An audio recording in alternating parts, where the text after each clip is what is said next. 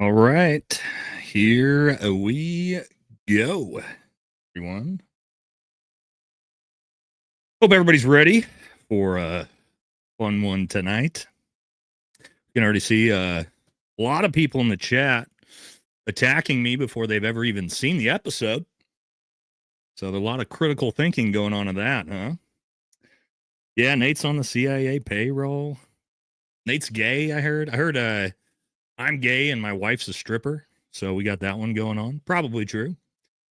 Probably true. I was an Oregon cheerleader, so I'm probably gay. A lot of attacking. We got death threats this week. It's that wild. I haven't even done the episode yet, and we're receiving death threats. So, no drinking tonight. I'm fighting off bronchitis right now, unfortunately. So if I'm hacking shit up, sorry guys. Honestly, should not be doing this episode, but there was no way I couldn't show up. Like, oy vey. It's wild how many people are attacking me. You haven't even seen my episode yet. It's insane. Look at this. You haven't even seen the episode, and it's all the same people. Okay. Look, here's the deal. What we're going to go over in this video, we're obviously going to go through Mitch Snow.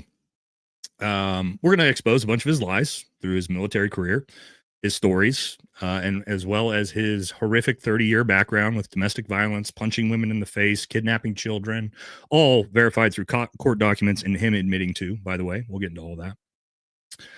A lot of people are trying to say that it doesn't matter what this person's backstory is. And what we're going to lead with actually is that it's the most important thing. His credibility as an eyewitness is all this story has. I want you to think about this.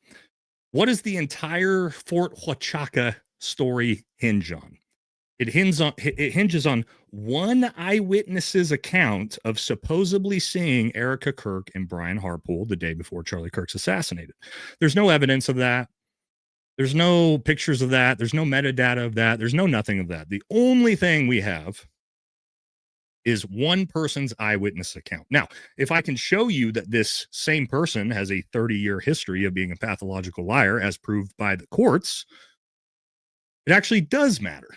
Because what that means is, why would you, the viewer, believe someone who's got such a massive track record of proven lies, which I will show you. And guys, it's going to be all documents. These are not going to be my opinions. It's going to be all documents from start to finish. Okay. Here's what I want to say before we start the show. Obviously, Candace Owens fans are viciously attacking me before they've ever seen the episode. I'm not sure why. I'm not here to attack Candace at all. I have nothing negative to say about Candace. What I'm going to show you is how this person is a pretty good con artist. And I'm going to show you how he was able to dupe Candace Owens. I'm not blaming her at all for it, but he did. Okay. And I've seen Coach Colin is attacking me. Barron just got done attacking me. His entire audience is attacking me. Before they've, and I'll just say I'm just a little bit disappointed for you guys if you see this. You haven't even seen my episode. So I'm not here to attack them either. I still like Barron. I like Coach Colin. I like Candace. I'm not here to attack anyone other than Mitch Snow. That's it. So if you guys want to attack me, that's fine. I saw there was a massive unsubscribe campaign that was leveraged on my account. And I want to say congratulations. I will show you guys you were successful. You got me. Yes, 153 unsubscribers. So for those all you in the chat that leveraged that unsubscribe campaign on the last video, Baron didn't attack me? Okay, well, I hope that's true. I haven't watched the episode yet, but everybody in the chat has been saying that. So, Baron, if you didn't attack me, then I'll take that back. But according to everybody in the chat, that's what they're saying. But anyway, So what we're going to do is we're going to work our way through this. Baron defended me? Okay. Well, let me retract that, guys. So this is the problem, is because we have people in the chat spamming me that Baron's attacking me. See, we can already see it. My bad then, Baron. If you didn't attack me, it was just your viewers or Candace's viewers, which is fine. Yeah, you can call me a crybaby. It's fine, guys. Guys, you're not going to bully me. You're not going to, I see other people, you have time to shut Nate down. You're not going to shut me down, okay? All I'm here to do is show you who this person is, okay? I want you guys to make up your own decisions. Support whoever you want, okay? I'm not here to attack anybody. Not Candace. I like Candace. I still support Candace, 100%. Baron, Colin, everybody. I'm still on everybody's team. But Mitch Snow, who we're going to talk about today, is a legitimate fucking monster. Okay? And for me, the reason why this got personal was not just the story he's telling on Candace Owens, but the fact that he's raised $140,000. And for those of you who stick with us through this whole show, the fact $140,000 has been raised for this person is going to, yeah, you're not going to like it either. How am I crying? I know. We see the Candace fans. It's okay. I just keep an open mind. Okay. And and this again, how am I crashing out? Anyway, now this is not going to be for the people who've already made up their minds. This is for people who want to find out who this fucking guy is. And we found out who this guy is. And I'm going to give you the good, the bad, the ugly. See, the thing about a good con artist is there's kernels of truth. And he is a good con artist. He does have good documentation that would get past someone who doesn't really understand the military. Yeah, relax. Guys, this is going to be a couple hour show. Gotta relax. Let's just ease our way into it. Okay, so let's get started. What we're going to start with at the beginning is talk about the lies that we know, some truths that we know, and then work our way into the vicious litany of the past, okay? And yeah, if you're out, guys, again, this is for people who just want the documents and want to learn something. And again, make up your own decisions, okay? You don't have to believe me. Take all the information, put it together, decide what you want to believe from there, okay? All right. First thing we're going to get into, the backstory. Okay, there's some things we have 100% disproved about the backstory. There's some things that are kind of true about the backstory that are going to be interesting as well. Okay, so let's start at the beginning with his story about his initial time at Fort Huachaca, at the border, at the JTF, chasing down the cartels, exposing the tunnels. Guys, I'm not going scorched earth on Candace. I've already said I have nothing negative to say about Candace. Okay, guys? Relax. This is about Mitch Snow. Or Harry Lawrence Myers, we should say. Okay, so the backstory is his time in the military. We all know the story by now. He uncovers this crazy story about how the lieutenant colonel at his military unit is working with the cartels and El Chapo. Right? We know the story. Eventually what happens is, it gets shut down, but then the cartels are after him. Right? We remember that? And he told Candace he's on the run for 30 years, hiding from the cartels. He's got to change his name. He's got to do all these things. Well, we found some things out, okay, with his military records. So what we do know is that, yes, Mitch Snow, or as Harry Lawrence Myers, joined the military January 11th, 1989. Okay. So I do believe that he was part of this unit, potentially, that whatever was going on down there. And again, kernels of truth in good con artist lies. he probably was involved in this unit, in some capacity. And he sort of spun that into a story about this insane story about the cartels, being on the lookout for him and him having to leave the military so he could escape the cartels, fake identities, all this stuff. None of that is true. And we found that out is not true because it turns out, no, Harry didn't have to leave the military in 1990 to be on the run from the cartels. Harry stayed in the military, or Mitch, for another 6 years until November 15th of 1996. So what does that mean? That means no, all of that backstory that he gave to Candace about having to escape the military and escape the cartels, none of that's true because we know he stayed in the military for another 6 years doing regular military shit. Okay, proven through his military records. Now, what's more interesting to that is we talked to his first wife, who was married to him at the time, who said, when asked, I have no idea what you're talking about. We were never on the run from any cartels. Mitch, or Harry at the time, never mentioned anything about any cartels. None of that was true. But then what you heard later in a different story was that Mitch had this horrific rock climbing accident in which he fell 80 feet. He broke every bone in his body. And that's why he had to get out of the military. So what we found is Mitch was not medically retired. And again, I already showed part of his DD-214, which again,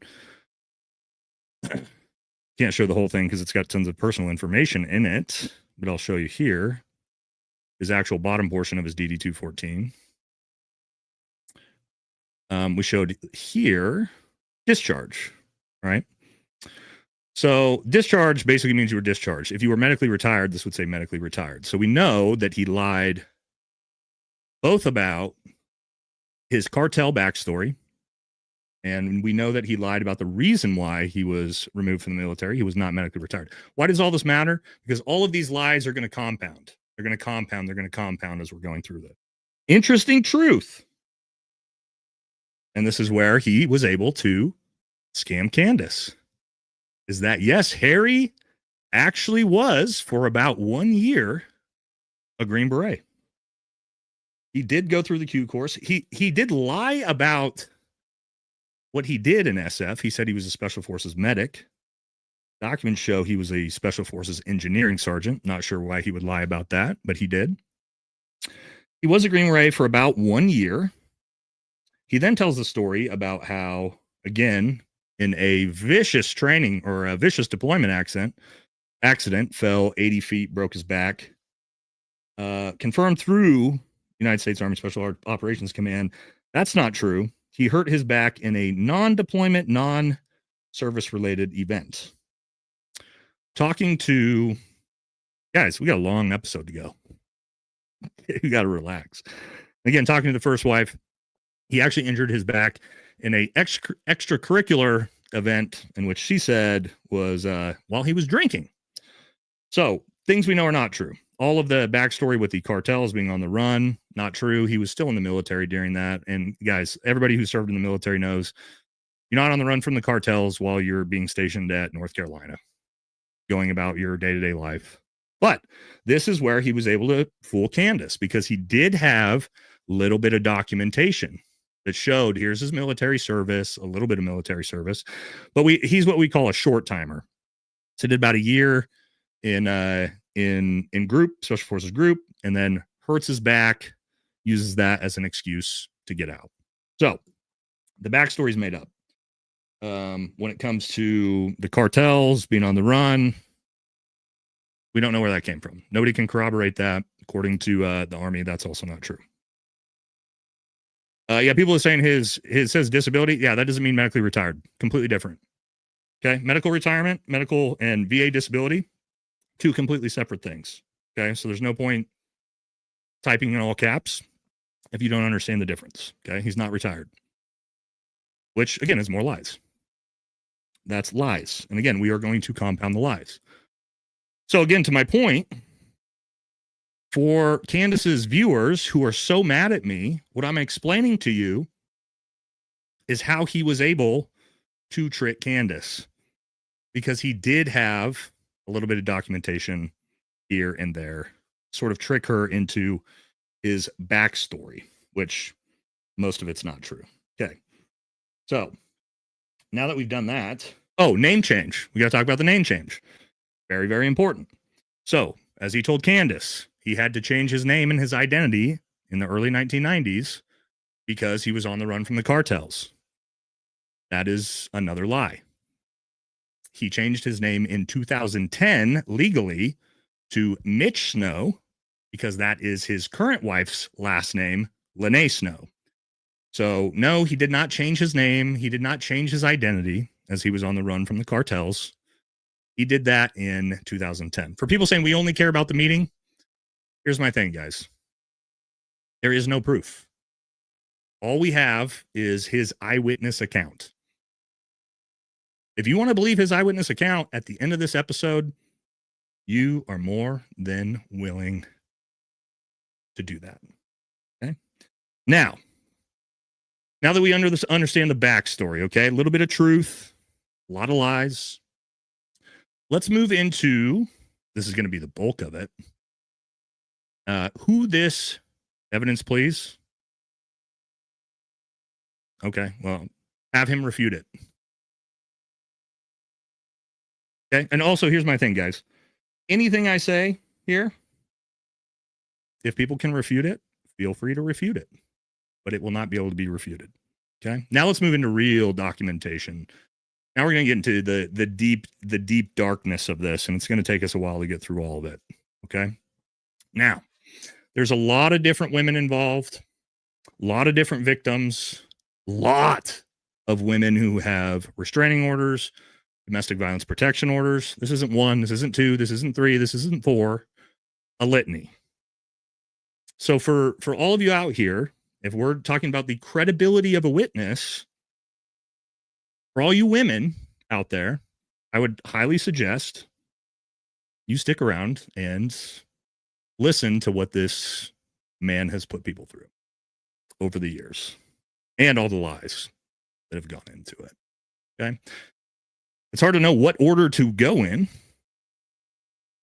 but we'll start with his let's start with, and again, the abuse starts in the 90s and it goes all the way until recently, as of a couple months ago, by the way. Show some receipts. Yeah, you got to relax, guys. Got to relax. We're doing it right now.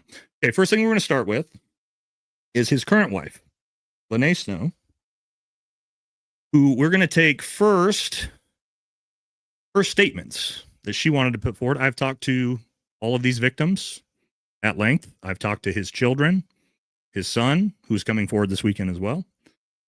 And then we're going to go through the court documents, because all of this is going to be corroborated through the court documents. Law enforcement, prosecutor, judges, everybody has corroborated all this. Let's start with the first wife, or we'll say first victim, and we'll work our way through it. Okay. So let's start here. This is going to be a statement that Lene wanted to give. We're going to read it before we get into the actual court documents that corroborate what she's saying here. But it's important because you're going to see some very common threads through all of these women's stories. Okay, so from Lene. Lene says, when I met Mitch, his name was Harry. He told me his sob story about how his ex-wife had taken his kids and he wasn't able to find them. He spent the first month of our long-distance relationship on the phone with me, nearly 40 hours per week at first, telling me his sad stories and interrogating me, learning all he could. I don't use that term lightly. He told me that he started out in the Army, in Army intelligence, and was trained in interrogation techniques, and that in special forces, he was further trained in interrogation and torture. I can verify, as a Green Beret, we are not trained in either interrogation or torture. That is not true. As we move down here into, again, a lot more of this as it gets darker and darker. She says, I was unaware that someone like this could exist, especially when it was someone who was presented in such a way, someone who was kind, loved animals, had a hard life, but was looking for peace, for love, and a family. It wasn't until he suddenly found the children he had with his second wife and started court proceedings to pursue visitation that I began to see the monster he truly was. By the way, he has a bunch of kids. They have all been either abandoned or he has lost custody of through abuse, and has paid no child support to any of them. We'll get into all of that just to give you just to start building the character of this person. He accused her of horrible, and again, this is going to be a very common thing with Harry, is accusing everyone of being after him. He's the ultimate victim in the story. All these women abused him. The cartels, you're going to see here, the cartels are after him. The army's after him. Women are after him. Judges are after him. Prosecutors are after him. Everybody's after this guy, and including all of his exes. They're all the abusers. He accused her of horrible, unfathomable things. I was angry. I told him there was no way that was true. And he can't write that in his declarations. This is about his previous wife. He insisted that it was true, but also that you needed to exaggerate and lie to the courts to be believed. He tried to make me lie for him, but I refused. But when forced and threatened to do so, I used my words wisely to placate him. Come down into here as we start to get a little bit darker. And again, these things are going to be corroborated through the court documents. By then I was scared and I was pregnant and then raising a baby mostly on my own. While still being forced to help him with the case, he was already beginning his abuse. First, it was mental and emotional. The gaslighting and the nonstop manipulations. I was so confused and didn't know what happened to the man I had fallen in love with. I kept thinking if only I could do better, be better, make him happy, he wouldn't stop. But that was the foolish part. It only got worse. He hit me for the first time when my son was 2 weeks old. He started on one of his fights where he'd suddenly so angry and yelling in my face. This is going to become a very, very big pattern of abuse across all the victims. I never knew why he would do that. What I had done? Why was he doing this? He was acting like all I had done is something terrible, but I never knew what it was. I was forced to listen to him yell. That day he kept yelling until I was in tears. All I wanted to do was get away. I picked up my son and tried to go upstairs. He stopped me. He grabbed my son out of my arms and he slapped me across the face. Then he told me that he had to do it because I was hysterical. I was literally only trying to walk away from him and his insanity. I was eventually allowed to go upstairs with my son and sobbed with my baby in my arms. So what he did, and this is going to become a common theme, is he was using his current wife, Lene at the time, to try to help him get custody of his kids of Gretchen, a previous wife, who he had also abused, which he was not able to get custody of. So when the case and this is going to be a pattern, he does this over and over and over again with each of the victims moving forward. When the case with Gretchen ended with his parental rights being terminated, I was secretly happy for them. I'm still so sorry I played a part. He wouldn't have been able to do it without me. He used my savings. He used my money. As you're going to see, there's a lot of this. My mom gave me as an early inheritance, and when all that was gone, he forced to take out money from my 401k. So here we go. This is when we're going to see this from a lot of different people, including women, judges, law enforcement officers, sheriffs, who all say sort of the same thing about him. He tells women sad stories, claims all the women before him abused him, took his kids, and we're actually going to show you video of him on a podcast literally doing this with a fake accent, by the way. Did horrible things to him, weaponizes the new woman against the previous woman. Huge, huge pattern of this. I believed him at first until the stories got more and more insane. It's now happened with me several women he hasn't dated since me. They always believe him at first, eventually see the truth and leave him. I've endured 9.5 years of post-separation abuse at his hands. Okay, so that's Lene's statement. And again, I wanted to give all of these victims a chance to give their own statements straight from them before we jumped into the court documents to show these things. Okay, let's get into the court documents. What's that have to do with Fort Huachuca? We'll get there. No, again, all of you who are trying to justify abuse, it's fine. We're going to get there. We're building a pattern of lies and manipulation across it. Okay, so there's a ton of these. Declaration from Lene Snow, and we're going to work our way through this. And we're going to show you all the things that the prosecutors, sheriffs have all said and corroborated as lies, things he's done. Okay, so she says, I obtained a protective order against Mr. Snow in April 25th, 2023, based off of his lies about me and his kidnapping of our son. Yes, we're going to get into this, his kidnapping of his son, which is why he got arrested. And then later, multiple times, and then threatening to murder the judge who made the decision. Again, we'll get into all that. My order on April 25th did not include our son. However, Judge Shea Brown made it abundantly clear to Mr. Snow that he was to return our son. This is after he kidnapped him, essentially, to me that afternoon, and that would not and not complying would not be acceptable. Mr. Snow has a long history of making up false stories of my son being abused. These are really disgusting. We're going to get into. I have never made false claims about him. He has done enough, and what he has done, hard enough to believe. That I don't need to muddy the waters by making up stories. Mr. Snow was the one coaching and forcing our child to claim that I abused him. He was convincing our then 11-year child that I did not love him, I was fake nice, and that he would never have to see me again. He was the one who Judge Shea Brown determined was, in fact, using coercive control against an 11-year-old child. And as we jump over here, this is the habeas corpus that was forced to get him to return the kidnapped child at the time here.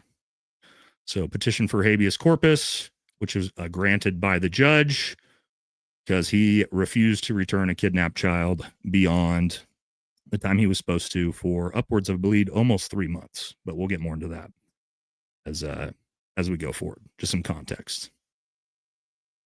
Everybody's saying it's relevant to the case. That's fine. That's fine. If you want to put all your eggs in this guy's basket, you can feel free to do so because we have a lot more to get through. All right.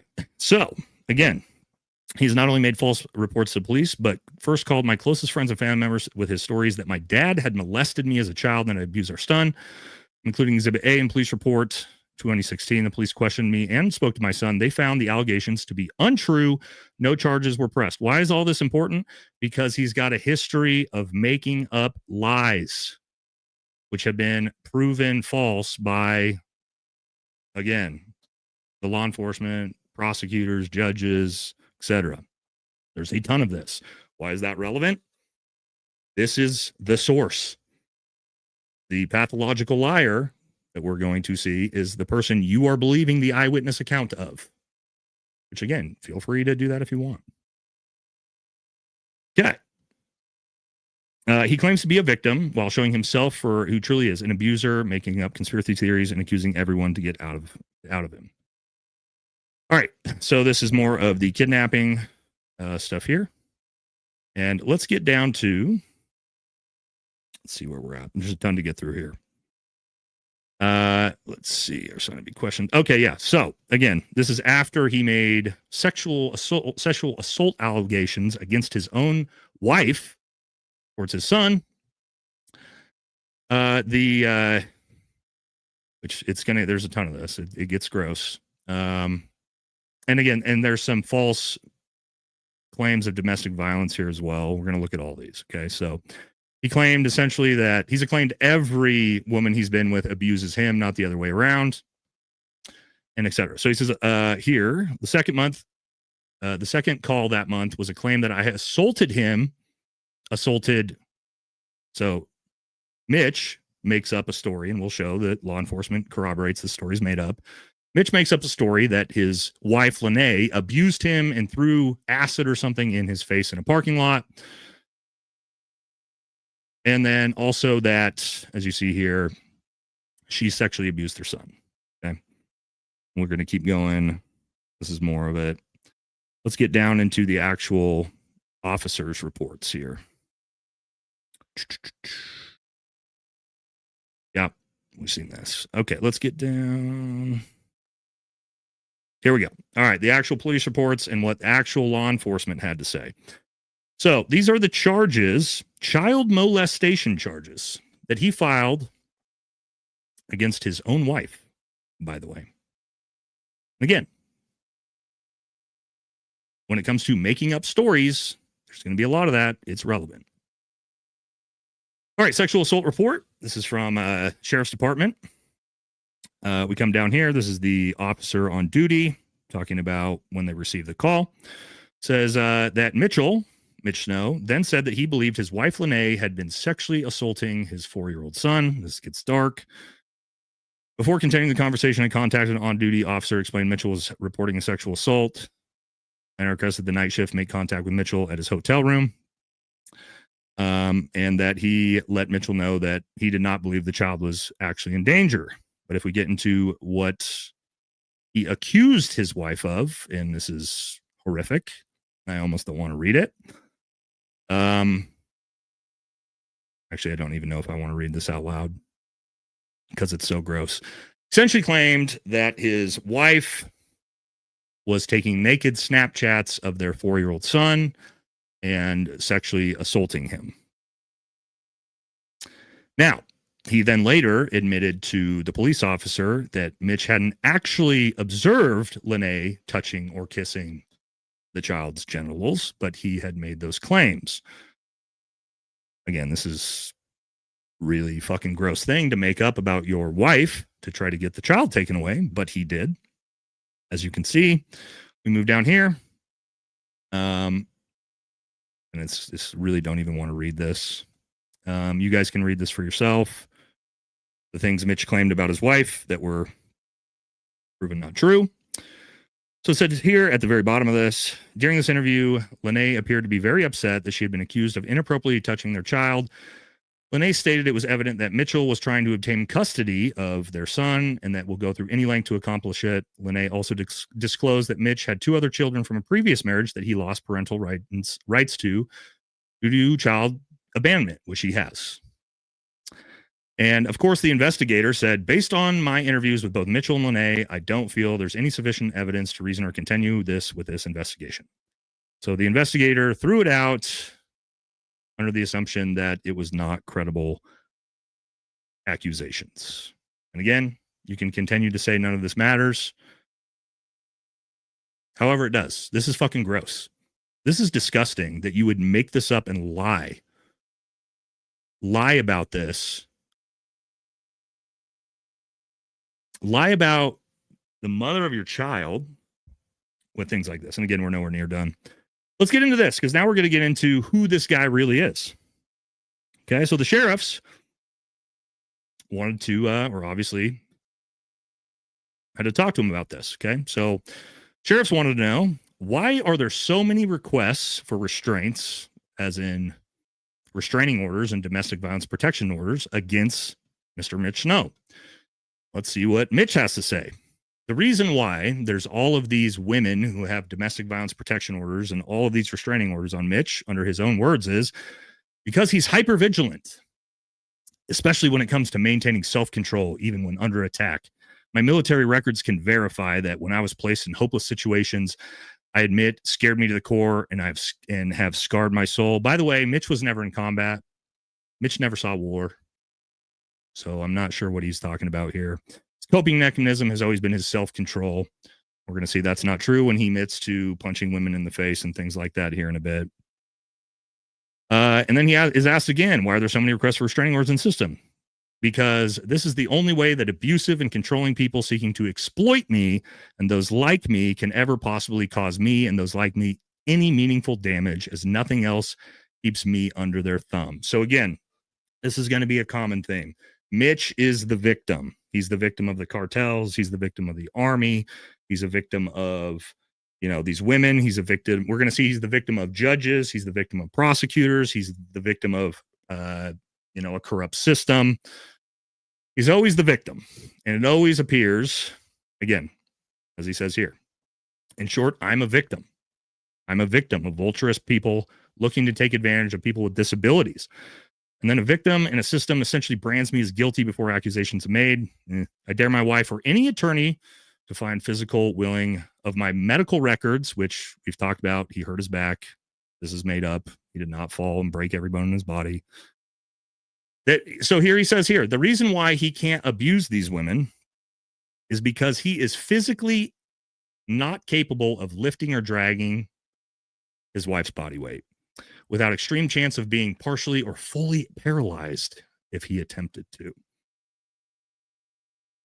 And so here, and again, this is his own words, my military record and injuries do not scare those who believe in stereotypes in general of little no interest in understanding veterans, as they perceive I can do far more than just protect myself from harm. So again, his claims are he can't protect himself from harm. He's this poor Green Beret that's just getting abused by women, while even though he's got a litany of domestic violence on top of it. So again, lies, lies, lies, lies. As he said here, and this again was proven not true, I have caught Lene inappropriately naked with my son in her bed at night, taking pictures with Snapchats, etc. etc. Okay. Again, we went through the habeas corpus act as well, of when, again, he kidnapped his child and forcibly had, we haven't got to that, about what happened when he kidnapped his child. We'll get to that, because that adds in a bunch of other people when he threatens to kill judges and different things like that. We'll get to that. But what I wanted to first show you is, again, this is not the first time. Somebody said, why isn't he in jail? He has been in jail. He's been in and out of jail, as we're going to see as we go forward. All right. Look at all the people defending this already. This is crazy. We're not even to him admitting to punching women in the face and shit, guys. Yeah, look at this. Who cares? I do. I do care about that. There's no crashing out. Again, guys. No, he doesn't have any. Somebody said he has receipts for the meeting. Where are his receipts for the meeting? Again, guys. He has no proof of anything. Everything in this guy's story hinges on, trust me, bro. Trust me, bro. Look at this. Look, these are, I want you guys to see who these people are. Let's just keep in mind who these people are. But again, this is not his first time doing this, making up wild stories and being on podcasts. If you guys didn't see, Jesse on Fire talked about this and showed this. He's done this before as a fake, with fake accents, with a different fake story. Let's take a look. You did. Meeting that happened. I couldn't of your story in terms of where you went, what time you were there, that there was this big meeting that happened. I confirmed the location with other people that are on Fort Huachuca currently. I can confirm everything with metadata. I obviously can't confirm that you saw who you say you saw. There you go. As Candace said, I cannot confirm you say who you said you saw. It 100% hinges on Mitch Snow and his accountability. Now, if you're accountable, would you be doing stuff like this? If you had to put it at a percentage, would you? Garage that she Now watch this. 95%. Okay. 95 to 99. I mean, So he's not even 100% sure, by the way. But here's him on a different podcast with a different accent, with a different story that he's trying to crowdfund money for. Lures me to the garage that she pre-set up to be like a... This is important, okay? This is some kind of like podcast that he's doing where he's talking about an incident that supposedly happened with his wife where he was arrested for domestic violence, okay? Yep. This guy is a Green Beret, supposedly, right? Yep, supposedly. Okay, this is a crazy... We know he was, or we think he was, as far as we could pull, but it also makes the story way less credible. Again, he's getting kidnapped and beat up by all these women when he's 5'10", 250-pound Green Beret, by the way. Fire is what he is. Okay, ready? Watch this. Like a little prison, you know. She broke the garage doors. Hoarded stuff was stacked against the windows and the other doors. So You notice how he has a different accent? He's got a southern accent in this one, as he's on a different podcast with a different conspiratorial story about a bunch of corrupt judges in Washington that are out to get him. Is it starting to sound familiar? The whole world's that's out to get to Mitch Snow, just like the cartels and the army. He's got a pattern of this. And she lured me in there and attacked me. Hit me with a hammer and, you know, break my thumbs, my feet. This tiny woman that he's married to lured him in and broke both his thumbs with a hammer. This 5'10", 250-pound Green Beret. Okay. Back my skull. Eventually, I was hearing my son cry. I was worried about him, you know, having her maul him with the dogs again. And She had done that multiple times. He had been hurt really bad. So when I heard him crying, I used the hammer to go ahead and break the door handle, pulled on my arm while I was holding the phone, dislocated my arm. That's actually This tiny woman dislocated this 250-pound man's arm. That's why he's in his splint right now, by the way. one of the surgeries, and I'm still recovering from getting surgeries from it. You know, I saw there was already cops there. They were sitting on the corner at DeMoss Road and Van Giesen out there, Benton City, not far from our house. Like, Again, this is like this year, guys. This is from this year. This is a person who tricks his way onto podcasts to tell crazy stories. Yep. Is what this appears to be. And by the way, Yep. like I said, this is going to get verified shortly. This guy is full of shit. 400 feet from our house, I could see him. He's not disabled. That's more of his fucking lies, ladies and gentlemen. Just because you're disabled, you have a disabled percentage in the military, ask all the people in the military here. I'm 100% disabled veteran myself. Does that mean a tiny little woman could trap me in a garage and beat the shit out of me and hold me hostage? It's ridiculous.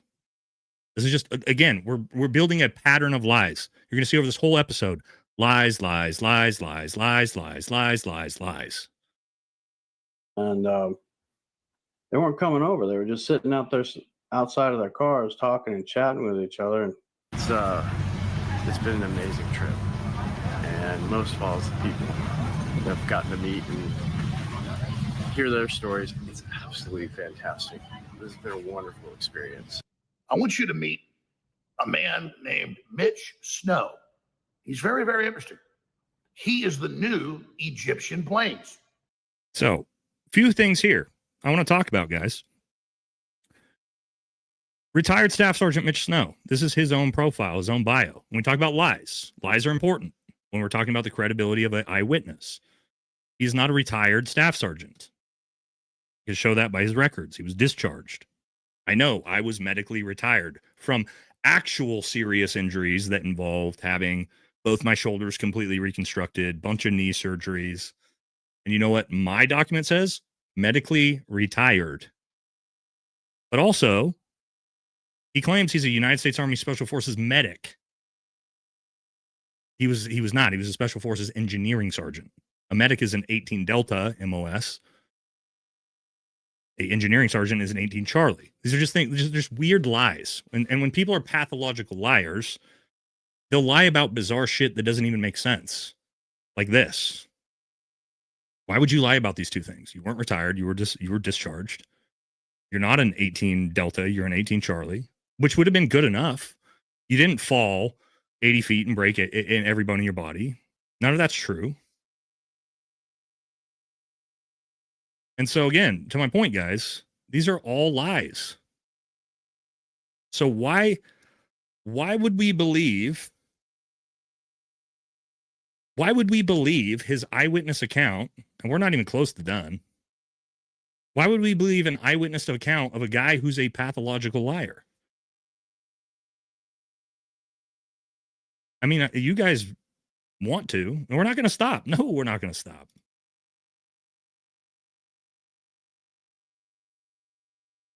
Okay. We also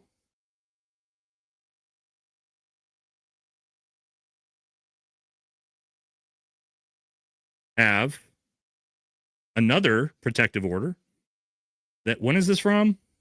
2025. By the way, this stuff is recent. These are recent. 2025. This is to, again, reinstate the domestic violence protection order against his current wife, Lene.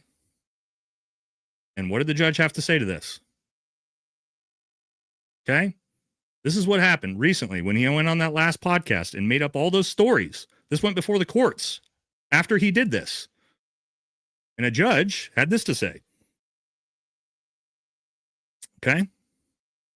Whether the respondent has committed or threatened sexual assault, domestic violence, stalking, abandonment, abuse, financial exploitation, or neglect of a vulnerable adult, or harmful acts against the petitioner or any other person since the protection was entered as this to a factor, there has been a significant amount of evidence related to postings on the internet and podcasts regarding this case. Mr. Snow has claimed that he is not responsible for posting, but he has cooperated in interviews providing information. Mr. Snow's actions may constitute a form of stalking.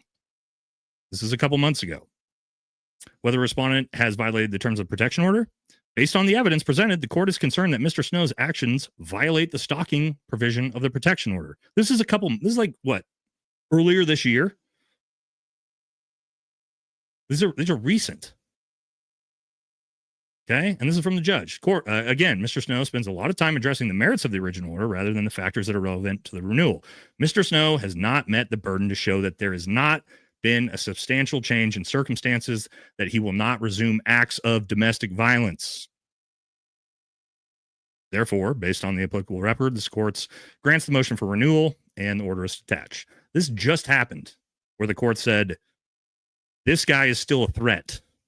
This guy is still a domestic violence and stalking threat against the victim as of this year. For all of you who think he is a credible source, that's this year. And we're going to get into more. There's plenty more victims, plenty more domestic violence to go through. This is one of many, and it's about to get worse, and you're about to see admissions of punching women in the fucking face for all of you who say, this doesn't matter, it matters to me. Okay? All of this stuff matters to me when you've raised $140,000 for this person. It may not matter to you, and that's fine. I'm not doing it for you. But it does matter to me. Okay, let's jump into the next victim. Another statement, and then we'll get into the, again, court documents and the admission to these things by Mitch himself. Another victim, which is Candace Graysick. And again, guys, hold on. Let me just say this to all the men out there. To all the men out there in the chat. Or to the women. If you had 4 or 5 different people who had domestic violence protection orders against you, who do you think the problem is? Is it all of these people that filed all of these restraining orders and domestic violence protection orders against you, or are you the victim? Are you the 5'10", 250-pound Green Beret who's got all of these charges against you, the victim?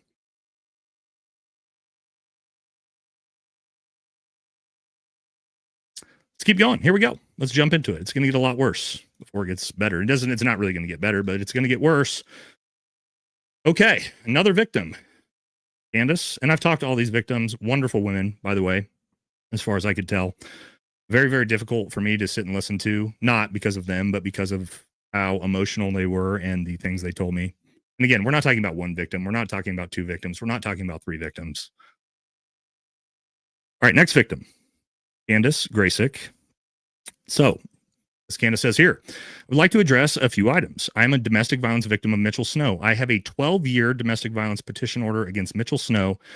I have PTSD due to the trauma from when Mitchell beat me up, raped me, and assaulted me. My healing was taking extra long from a hysterectomy when the doctor noticed bruises on my body, asking if I had been abused. At that point, I had a TBI, traumatic brain injury, from the night in December when he broke through the door of our master and picked me up and slammed my head in. And by the way, we're going to watch him admit to this. When I finally left after several months, after severe coercive abuse, he took my car, took my keys, went to the biker clubs for the purpose of taking Nate, that is going to be Lene's son, who was, as we saw earlier, kidnapped. Which, by the way, Lene does have full custody of the son. Mitch has no access to the son whatsoever anymore, so thank God for that. And then, yes, threatened to kill Superior Court Judge Brown, Massey, and myself. We're going to get into all the court documents from that here in a second. Mitch was so psychologically convinced that the lies of Lene abusing Nate, stealing money, and bribing people is all Mitch coercing Nate. That's the son. I have videos of Mitch coercing Nate. Mitch tried to convince me the FBI of judges were being bribed, and we're going to get into the entire government's out to get Mitch, right, as we work our way through this. Yes, FBI judges were being bribed. Made me sit with them, were threatened to end my life if I did not stand by him. There are multiple records of the crazy, insane, abusive personality that is Mitch. His first wife has a lifetime restraining order. First wife, that goes back to the same wife who told us nothing he said was true. Also, with the son, Cameron, who is coming out tomorrow to expose his father, by the way, publicly. There are multiple records of crazy, insane, abusive personalities that is Mitch. His first wife has a lifetime restraining order for a reason, and parental rights were terminated. Mitch is paranoid. And creates conspiracy out of his own delusional head. That sounds familiar. He also stated, due to his special forces training, that coercion is a key, and telling a different story in order to accomplish your private objectives is the goal. Recently, there have been a few podcast videos that surfaced where Mitch and Kat are lying on record about multiple people, judges, exes, things already settled by the court. That's the video we just watched through Dressy. Now, this is the statement. Let's move into the actual court documents here. Okay, here's the court documents. This is another domestic violence protection order. These are going to add up with a lot of different women, it turns out. I think he's got five or six different women that have either 10 plus year or lifetime restraining and domestic violence protection orders against him. Because again, this is a trustworthy guy, right? Right, guys. The type of guy that has like 5 or 6 women that have lifetime domestic violence or restraining orders against him. He's a pretty trustworthy guy, right? We're building that up. Let's keep moving. Let's get into some dark shit, huh? All right. So this is, oh, never mind. This is the state of Washington against Mitchell Snow for felony charges and threats to kill a bunch of people, including judges. We'll get to that here in a second. Let's get to the domestic violence protection order against Mitchell Snow from Candace, who we just saw was the statement we just had from being assaulted, raped, all those different things by Mitchell Snow. So as you can see here, the DVPO, okay, notice and hearing, protected persons, current or former spouse, etc. As I want to move forward here, as we get into actual text messages and emails and admissions, as we move forward here we go. This is where they start. Okay, so this is where it gets insane, as you're going to see. This is after Mitch had abused and punched Candace in the face. And you're going to see a ton of text messages from him to her that night. But first, as you'll see here, this is what Mitch had to say about Candace, the woman that he is abusing. He says here, Candace is the best woman a man could have ever hoped for. She was the best mother figure to Nathan, that is the child, we will ever have. We will never stop grieving the loss. This is, I believe, an email. Okay, as we move here, now we're getting into text messages as it gets really creepy, and you're going to see the psychotic behavior of an abuser as we move through these. All right, here's text messages, again, after he had abused her.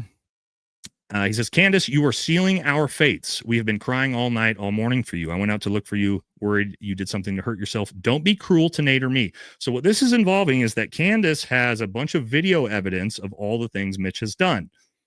And after abusing him or abusing her, Mitch was terrified that Candace was going to come forward with this information because he knew he would lose any chance or visitation of his son, which he did after this. But these are the text messages that went into that. It says, everything is my fault. I'm sorry, but don't kill Nate's only chance that you've worked for so hard. Again, as he uses women to try to attack previous women in his life, at this point, Candace had figured out. We're going to black out images of the son, but he sends these poor me messages to Candace with the son.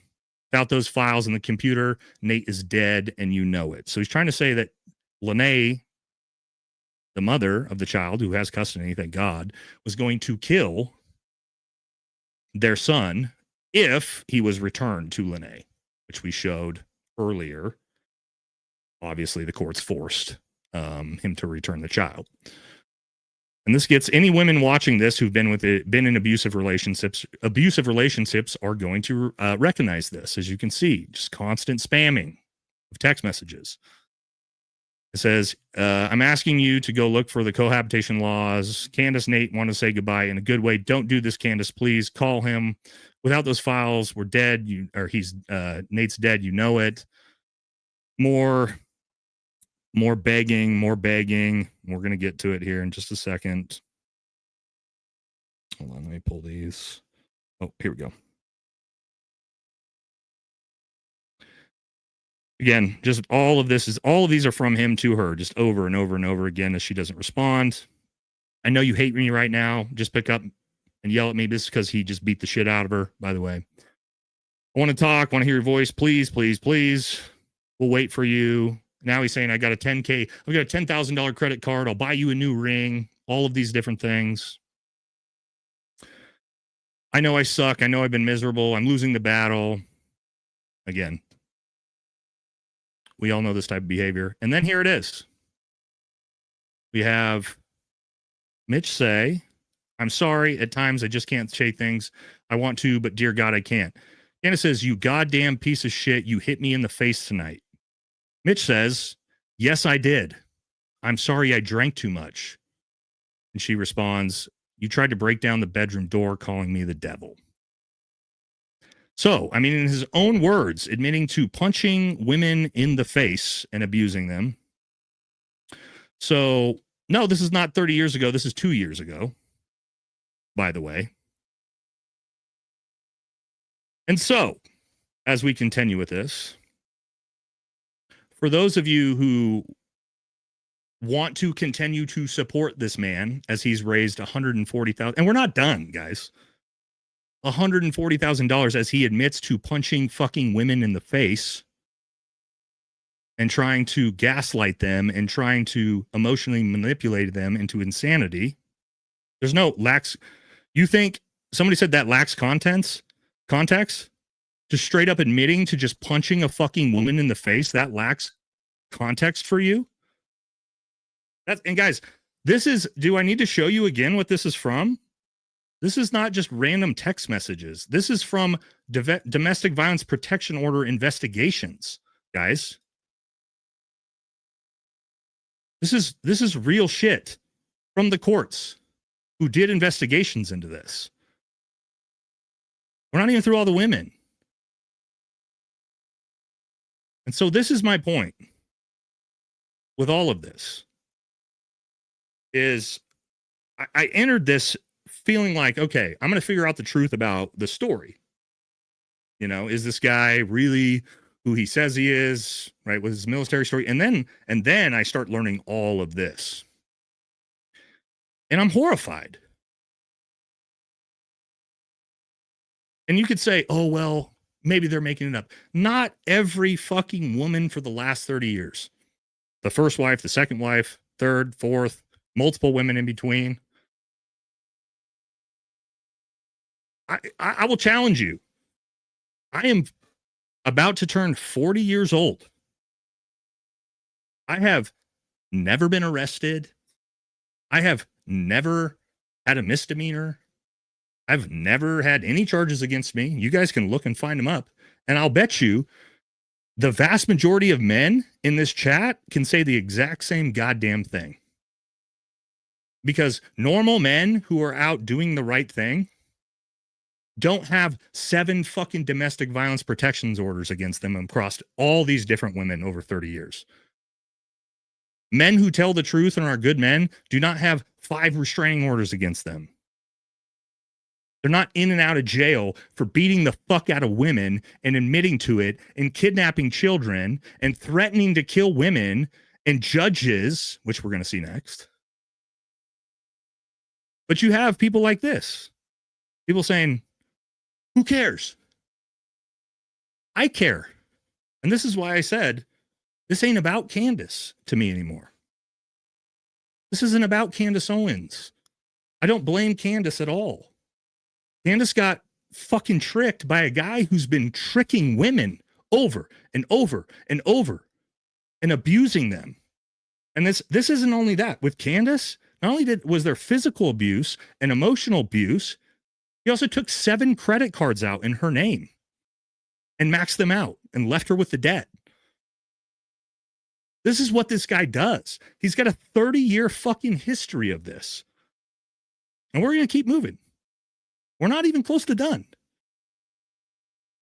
And keep in mind, his own children are willing to come forward against him. I'll tell you, and all the men in this chat will tell you, the only people saying this are abusers themselves. I want you to look for every comment, every single person you see commenting this. These are abusers. These are abusers right here. This, abuser. Robert, that's an abuser. And that's why they don't think this is a big deal. I do. Let me be very clear. This is the only episode I'm doing on this. This will be a one and done. I will show you enough to know everything you need to know about this man. I've been asked to come on a bunch of big channels. Alex Jones wanted to have me on today. I said, I'm not coming on today. I need to do this episode. I'm not going to go on anybody's channels. And you know why? Because I don't want this to be about me. I'm not trying to build notoriety.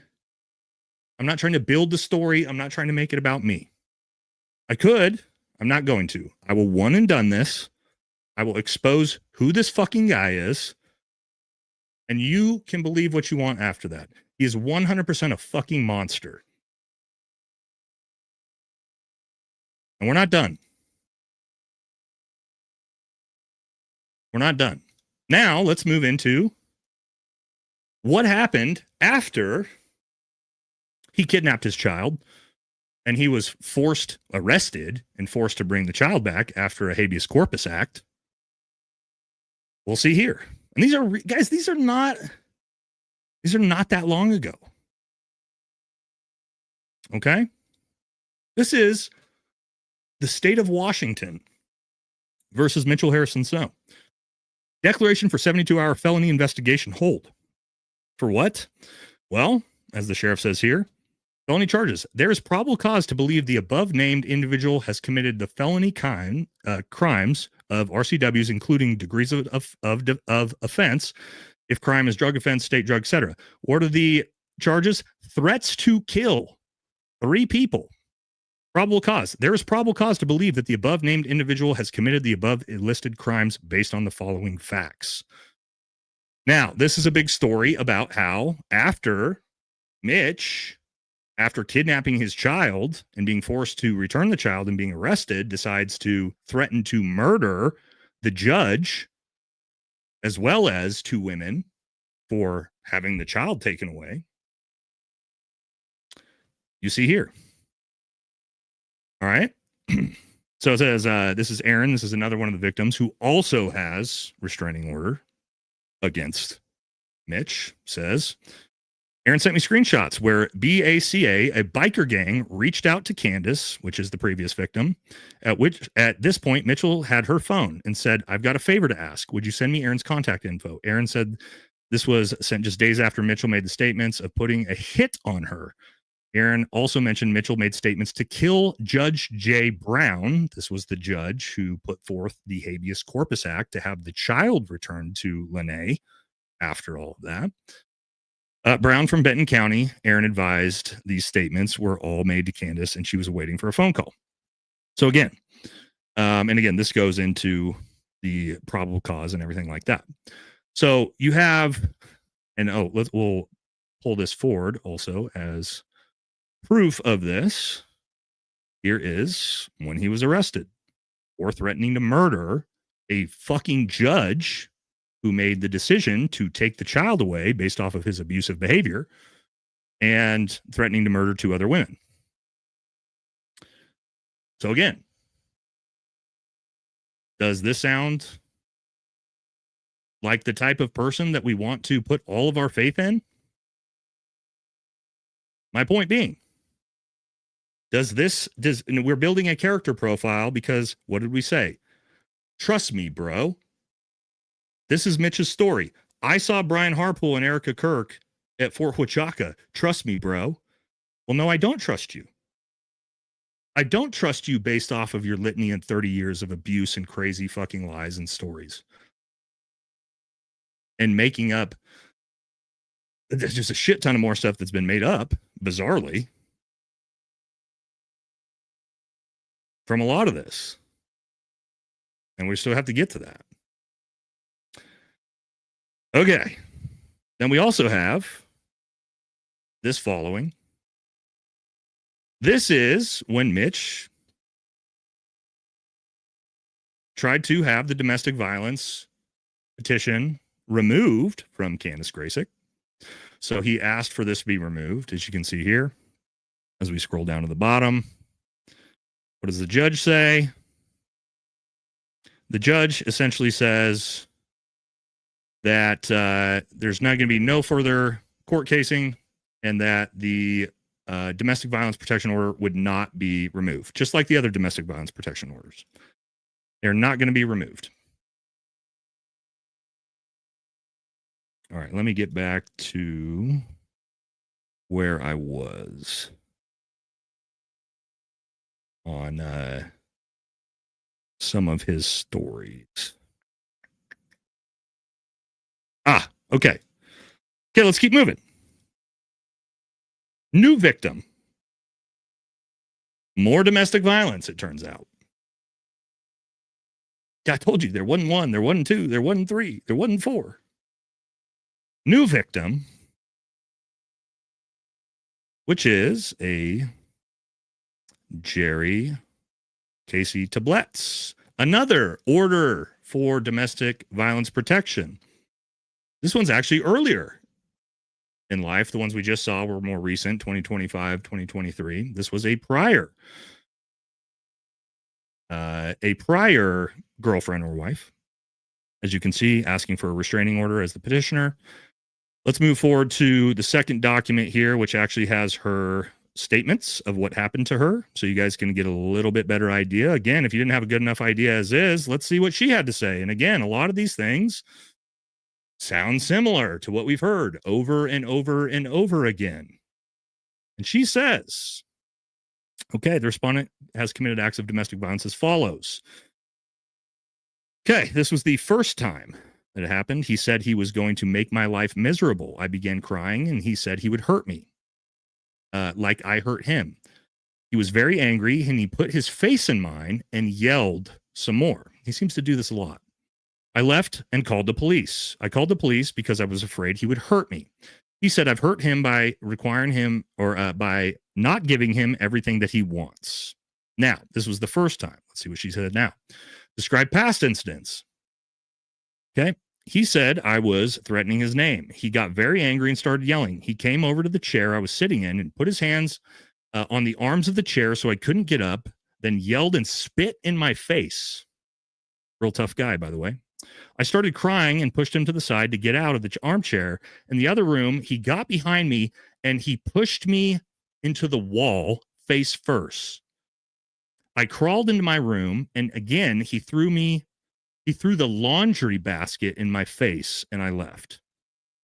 We were arguing, and he threatened to damage my laptop, and then he left with it. I called the police. He had scared me by pushing me face first into the wall. Yet another woman suffering from domestic violence from Mitch Snow. But I'm sure for all the people that are saying this doesn't matter,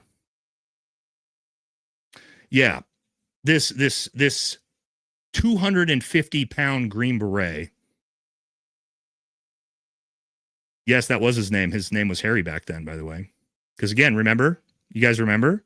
He changed his name in 2010, to his wife Lene's name, not to get away from the cartels, but to get away from all of the domestic violence charges he has against him. And so again, 250-pound Green Beret, just beating the fuck out of women, admitting to it, And we're supposed to take this person's eyewitness account seriously? Really? This is who you guys want to, not you guys in the chat. This is who you guys want to defend? This is who you want to give $140,000 to? Because I don't. And here's the thing about Harry is that he presses charges on all these women. Like retroactively after they file the charges, he'll file like we saw with Lene, fake charges. He'll say she threw acid in my face. Turns out that's not true. Right? And he did the whole thing, that whole previous podcast. The prior wife locked him in a garage and beat him up and broke his thumbs with hammers. He's always the victim. He's the victim of everything. And I'm going to show you guys here. See, I got to figure out where I was at. Thousands of documents here, guys. I want to show you where he, let's see, is it this one?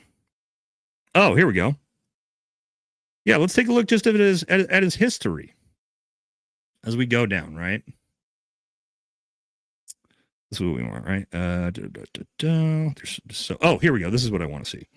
So let's see what this is one of his lies, one of his fake stories that he made up about Lene. Again, he's a 250-pound Green Beret who's just getting beat up all the time by these women, supposedly.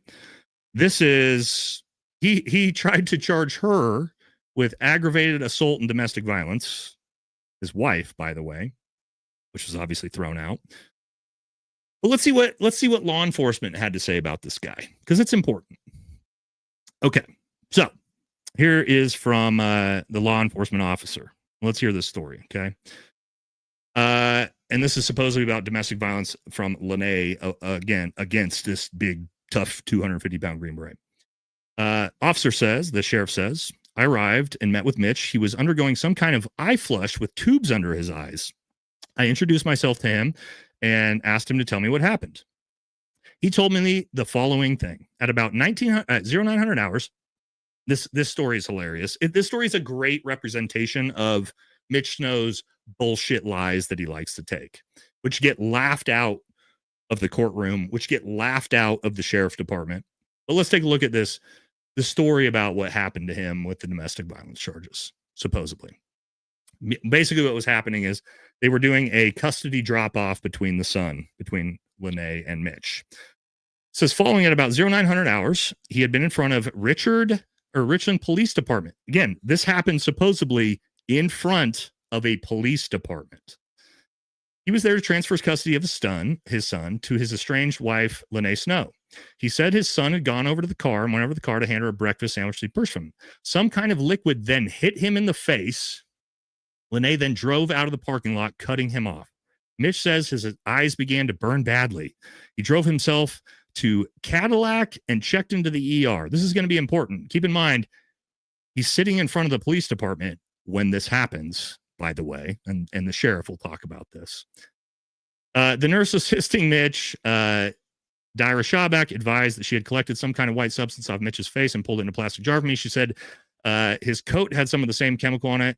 He said that she could smell it when he first arrived, and it had caused his eyes to water. The coat and white substance was collected as evidence.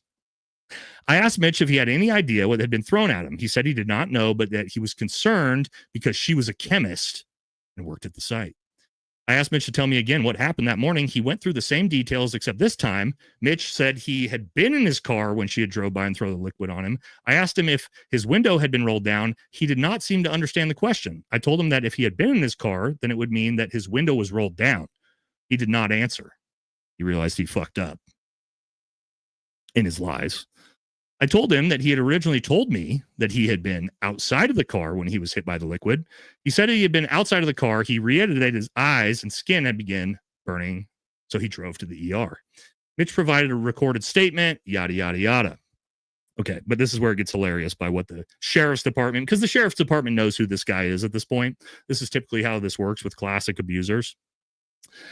But anyway, Mitch stated he believed that Lene waited until they were at the police department because she knew there was no video out front. Yes, Lene decides to throw acid in Mitch's face in front of the police department because there's no videos outside.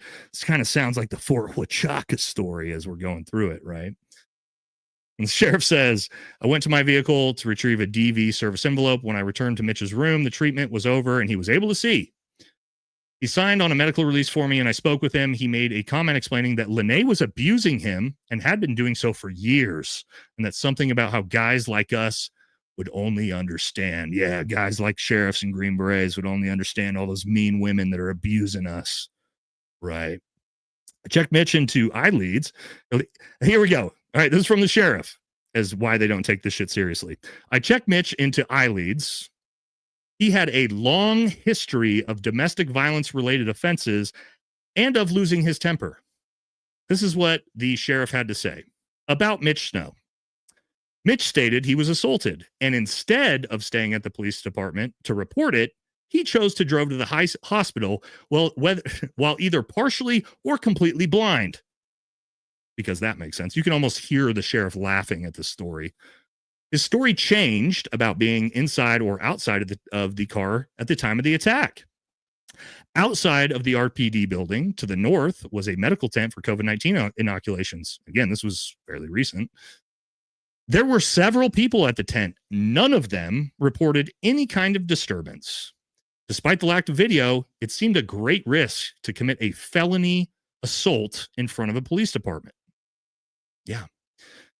And then he says again, Mitch has a long history of domestic violence related crimes and seems to always blame the victim and never take responsibility for any of his incidents. This is from the sheriff's department, who know who this guy is. You see this? See how they're laughing at this and how full of shit this fucking guy is? Again, the credible witness to Brian Harpool and Erica Kirk getting laughed out of courtrooms for his fucking lies. Anyway, so he goes and talks to, the sheriff goes and talks to Lene and their son. He says, I asked Lene if I could speak with her son. She allowed me to and brought him out to the front porch. I sat down with him and introduced myself and spoke to him about the stuffed animals he was holding and about some of the things he liked to do. Eventually, I asked him if he knew what the truth was. He said he did, and he was able to explain it was something that happened. I asked him what a lie was, and he said it is when you said something that doesn't happen. He was wearing blue shoes. I asked him if his shoes were orange. Would that be a truth or a lie? He said that was a lie. I asked him if he knew if he ate 400 pancakes for breakfast. Would that be a truth or a lie? He said a lie.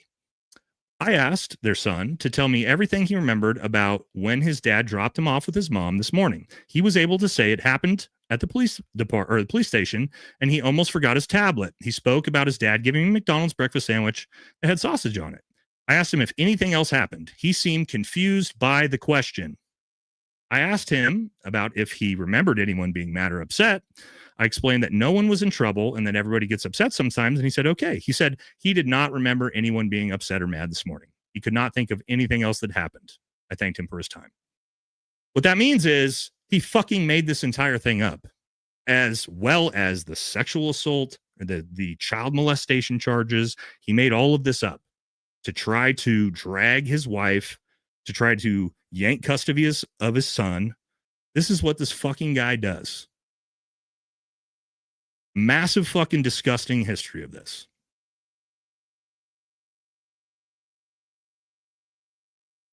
How many lies do we need to see for this to not be a credible witness?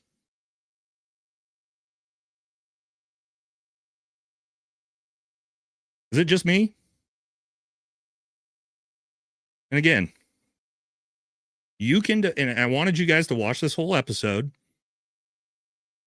You can decide who you want to defend. You can decide who you want to support. Absolutely fine. But for me, yeah, and if it's just me, you know what? Here's what I'll say.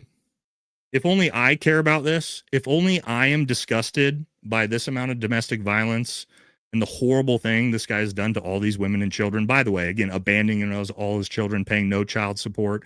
He has no access to any of his children. All the lies, all the domestic violence, punching women in the face. And this isn't even all of it. All the stories, there's even more. If I'm the only person who thinks that this isn't okay, that's fine. That's fine. That's fine. I'm full of shit. I provided you every fucking document. Every fucking document. I've gone document by document. None of this has been my opinion. I have shown you line by line. Sure, we can do a poll. At the end of the episode, I've gone line by line. We're not done yet, but we can do a poll. Who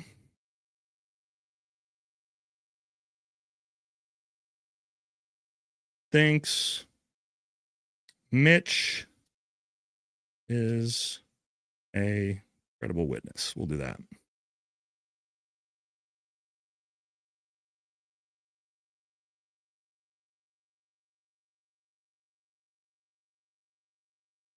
If you do, that's fine.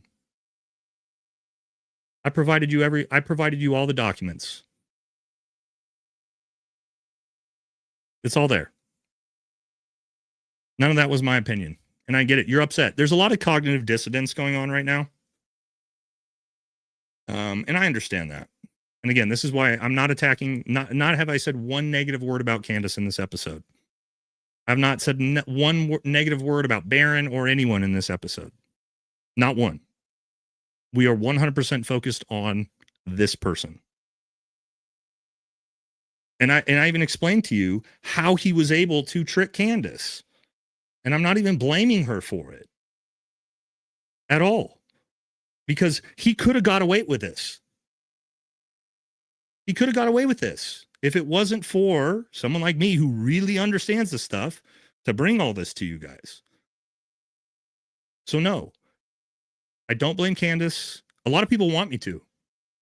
Don't get me wrong. A lot of people want me to attack Candace. A lot of people want me to go down that road. I'm not going to do that. I'm not out to get anyone other than to show you who this individual is who just raised $140,000. And what I want you guys to understand is what this person, what this monster is now going to do with that $140,000. He is now going to leverage that money to legally go attack his ex-wife and all of these women to pay for lawyers. That's what he's going to do with this money. I don't have to prove he wasn't there. He could be there. That's fine. I'm 100% fine with saying, which the only thing we know about him being there is a random picture in the desert and a sloppy incident report, but it's fine. We could say he was there. 100% he was there. That's fine. Do we want to put all of our faith in believing this person's take? I'm not. I don't believe a word that he says because he has a massive history of pathological lying from start to finish. He is a serial abuser of women and children. And so for me, that's enough. No, this ain't it, dude. No. Absolutely not. Again, the only credibility he has is his eyewitness account. And he has no credibility, in my opinion. You guys are free to think what you want. Like I said, I'm not doing any more episodes once we get done with this one. Oh, did the poll not go through? Oh, it did go through. 85%, guys, 80 plus % of the chat does not believe he's a credible witness. So thank you, chat. I want to say to my viewers, I want to say thank you. I want to say thank you. The fact that poll just showed us The fact that that poll just showed us how you guys feel. Thank you. Thank you very much. Again, I'm not here to attack Candace or or Baron or Coach Colin at all. I love all these people's content. I support Candace's content. I want her to get refocused. I want her to get refocused. I want Baron to get refocused. I want Colin to get refocused. I want everybody to get refocused on what matters. And it's not this fucking guy. It's not Mitch Snow, guys. It's not. Okay, so everybody who thought I was coming out to attack everyone, I'm not going to do that. I'm not going on other podcasts to talk about this, to try to build a name for myself off this. It's not going to happen. I've been asked. And for me, what I brought you forward is good enough for me. If it's not good enough for you, that's absolutely fine. Okay? But for me, it's enough. So, no, I think we had more. But I mean, at this point, we're doing the same shit with multiple victims. And again, I'm sick as shit. It's been, how far deep are we in the episode? Hour and a half? Okay. So, yeah.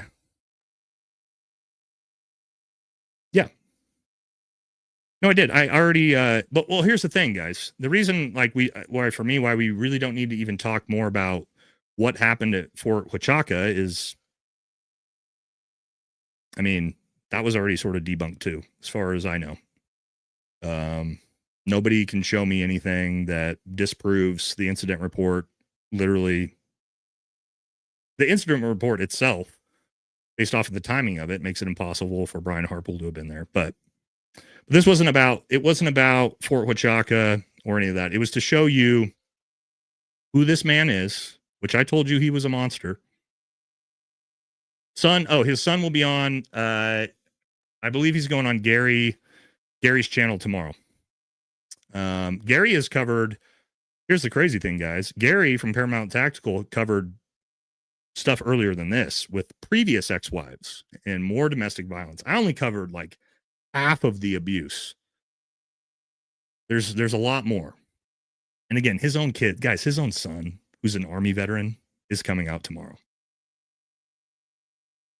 No, people keep saying this. Baron said Mitch's character isn't in the question. Yes, it is. Mitch's character is the pivotal, most important part of the entire story, because Mitch has no evidence. Mitch has nothing other than his eyewitness account. And so the credibility of a witness does matter. If I can show you that witness is a pathological liar and abuser, it does actually, it means everything. It means everything. For the people who don't care about domestic violence or pathological lying and abuse and lying about 1,000 other things, okay, yeah, that's fine. But for most of us, yeah, guys, you keep saying he was there. Sure, he went to a random military base. I go to a military base whenever I need VA healthcare. So do we all. So do all the veterans here. You act like someone going to a military base means something. It doesn't mean anything. So yeah, he was there. Cool. Where's his proof? Where's his photos of Brian Harpool? Where's his photos of Erica Kirk? Let me show you guys how I could do this. Watch this. Watch this. And I want chat, disprove this right now. I saw Charlie Kirk alive 2 days ago at Walmart here in my local town. I saw him. Prove me wrong. Prove me wrong. Somebody in the chat, prove me wrong. Prove I didn't. Can any of you prove that? Prove it. I can prove I was at Walmart 2 days ago. Prove I didn't see Charlie Kirk there. You can't prove. This is my point. That I supposedly saw somebody somewhere. There's nothing there. It's a Faguzzi. It's a Fugazi. What I gave you is who this man is. And the good part about this for me, and this is why I feel, and I will always feel morally vindicated on this, no matter how much you guys attack me, no matter how many Twitter posts, which I don't have Twitter, guys, so there's no point attacking me on Twitter. I now know that my viewers know who this man is. They know the truth about who this man is. And anybody who watches this will know the truth. And good people, good human beings, good men especially, will look at that and go, this guy's a disgusting piece of shit. I don't believe what he has to say. People who have no moral integrity, they're going to be the ones who try to attack me and say, it doesn't matter that he committed 30 years of domestic violence and assault and all of this stuff. It doesn't matter. It does matter. It matters to me. And for me, that's what matters. So you can just keep attacking me all you want. I brought you every document. I showed you all of it. And that's it, is what it is. And I am content with what we brought forward.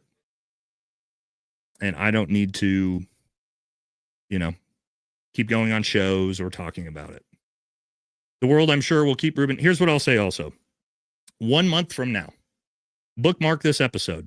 1 month from now, if there is, and I'll tell you this, look at me, guys. 1 month from now, if there is proof brought forward that Brian Harpool and Erica Kirk were at Fort Huachaca, and I don't mean Private Snuffy saw them, real proof brought forward that either of those two were at Fort Huachaca the day before Charlie got killed, I will come forward and issue a public apology, and I will also donate $10,000 of my own money to Private Snuffy's GoFundMe. $10,000 of my own money. In 1 month from now, if there is any concrete proof of either of that, I will be happy to do it. I will be happy to do it.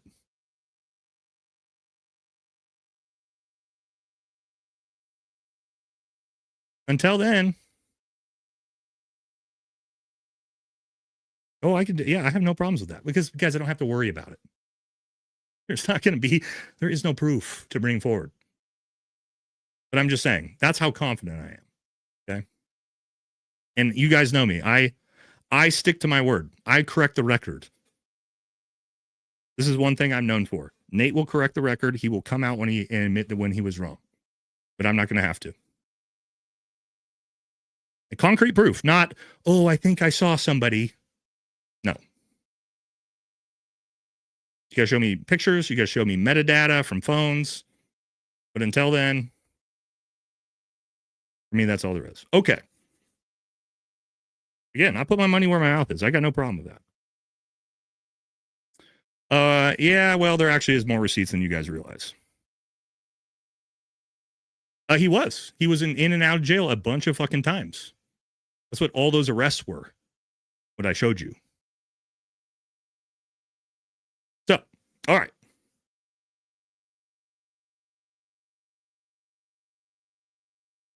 There is more to come out, not from me. Again, I did my work on it. But I don't think I need to show you any more about who this guy is. The poll demonstrated that. Okay. I guess we'll, again, this was going to be a shorter one because I am under the weather. Thank you all so much. I'm looking at the chat. The chat looks much different tonight. The chat right now at the end of the stream looks much different than it did at the beginning of the stream. So thank you all so much. I appreciate the support from my community. I took a ton, guys. I didn't even put this episode out, and the amount of people that attacked me and tried to, again, do unsubscribe. Everybody unsubscribe. Nate's done. He's fucked. When I hadn't even put my episode out yet. But not you guys, not my community. My community, you guys have again, yeah, there's plenty of people still trying to talk trash. That's fine. Those people aren't part of my community. But my community, all of us, those of you who are here day after day, week after week, I love you guys. And again, I'll say it again. As you saw in this episode, I had not one negative word to say about anyone. Not Candace, not any of the people who've been giving me shit. I understand why people are upset, but I thought it was very, very important to bring you guys the truth about who this fucking monster is. And that's what he is.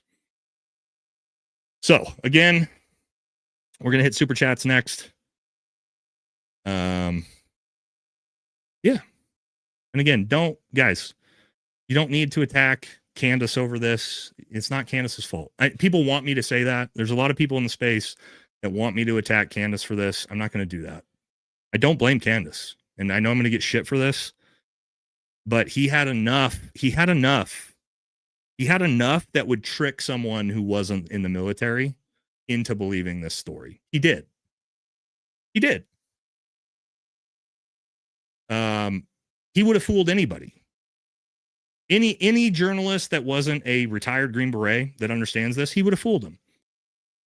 He would have. And so that's why, again, as much as you guys want to attack me, the Candace fans want to attack me, that's not what I'm here to do. I just wanted Candace to not fall for this bullshit. That's all. Okay. Now, and yes, this is what I'll always do, especially the victims, who I hope now, trust me, they've gone through a lot of shit with this guy, get some vindication. I hope all of the victims I talk to who were amazing women get from what I talk to, get vindication from this. So, all right.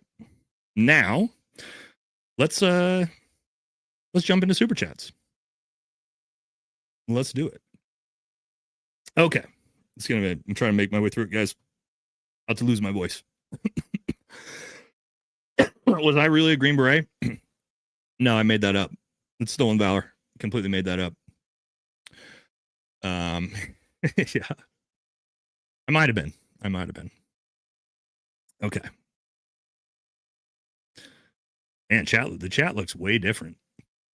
The end of this episode is the start. I love all you guys, man. Even the people that are pissed off at me, man, I love you guys too, man. I hope those of you who had an open mind, were willing to, what's Jasmine sending me? What do we got here? Uh-oh. Oh, Jasmine had to leave. You guys made our moderator leave, not you guys. Jasmine had to leave. She was so upset about the chat. Wait, what happened here? My moderator's not happy with what happened tonight, so hold on.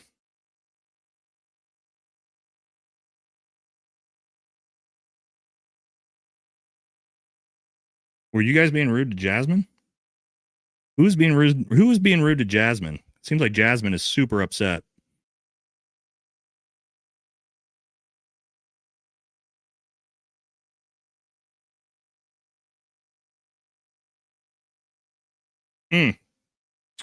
That's not good. I don't like that. All right, we'll talk about it after. Yeah, we love Jasmine, but we'll talk after. Okay, anyway, Jasmine's really upset about something that happened. Jasmine is our moderator. Jasmine has been my moderator since the beginning of this channel. She runs the show, and apparently people were really fucking rude to her tonight. And so that I'm not okay with. Now I know it's probably not you guys, but we'll talk to her about it afterwards. But she just texted me that she had to leave the chat because she was so upset. So we'll make sure that and I'm not surprised based off of some of the people we saw here tonight. But anyway, yeah, I don't like that. I don't like you guys being rude to not you guys, but people being rude to my moderator. We'll figure that out. Anyway, Jasmine's the best, dude. Jasmine's been with us since day one. So, okay, let's do super chats, guys. We got to get out of here at some point. Again, I'm super under the weather. All right. Bobby says, Nate, 99% sure Amodai is in his seat at the beginning of the hearing. It's on YouTube. Yeah, I'm not sure what this was about. I heard everybody keep saying, to Bobby's point, that Amodai, supposedly a congressman that was flying in there, that's been disproven, but I'm not really sure. Thank you very much. I hadn't seen that yet, so that's up to you guys. For the unsubscribing BS comments, just leave. This ain't an airport. Nobody cares. Good or bad, Nate comes with facts. We're here for the truth. Keep doing what you do. And guys, that's what I try to do. Like I said, I didn't show up here to give you my opinion. I showed up here to give you all the documentation and let you decide what you want to do with it. That's what we do on this channel. How late are we keeping up, Nate? Hopefully not late, guys. I'm definitely struggling tonight. JD, our boy JD. A lot of you are going to feel really stupid when you see what Nate brings to the table. This was at the start of the episode. Y'all glaze so hard you're attacking someone on your own side. Bunch of liberals. Thanks, JD, brother. We love JD here. Also, guys, I saw a lot of people saying, well, you're friends with JD and he's got 47 felonies. Yeah, he does. But you know what JD doesn't have any felonies in? Domestic violence or child abuse. It's got nonviolent drug charges. So yeah, that's different to me, actually. By the way. So, me personally, there's a very big difference between somebody that does nonviolent drug charges and somebody that has a 30-year history of abusing women and children. Very, very different to me. Good job, Nate, from another vet. Thank you, KC. Appreciate you, brother. 8-hour stream? No 8-hour stream tonight, guys. Dan Crenshaw here says, Nate, beware. Dissenters are afoot. Keep going hard after the truth, calling out degenerate scum. I'll be your man. 2 through the breach every time. 2-man through the breach. Oh, but you're going to make me be the 1-man through the breach every time? I like that comment. I still have to eat the breach first, huh? Also, fun fact, Dan's farts are always super quiet. Oh, that's because he likes it up the ass. Yeah. Oh, guys. Also, my wife doesn't think this is funny.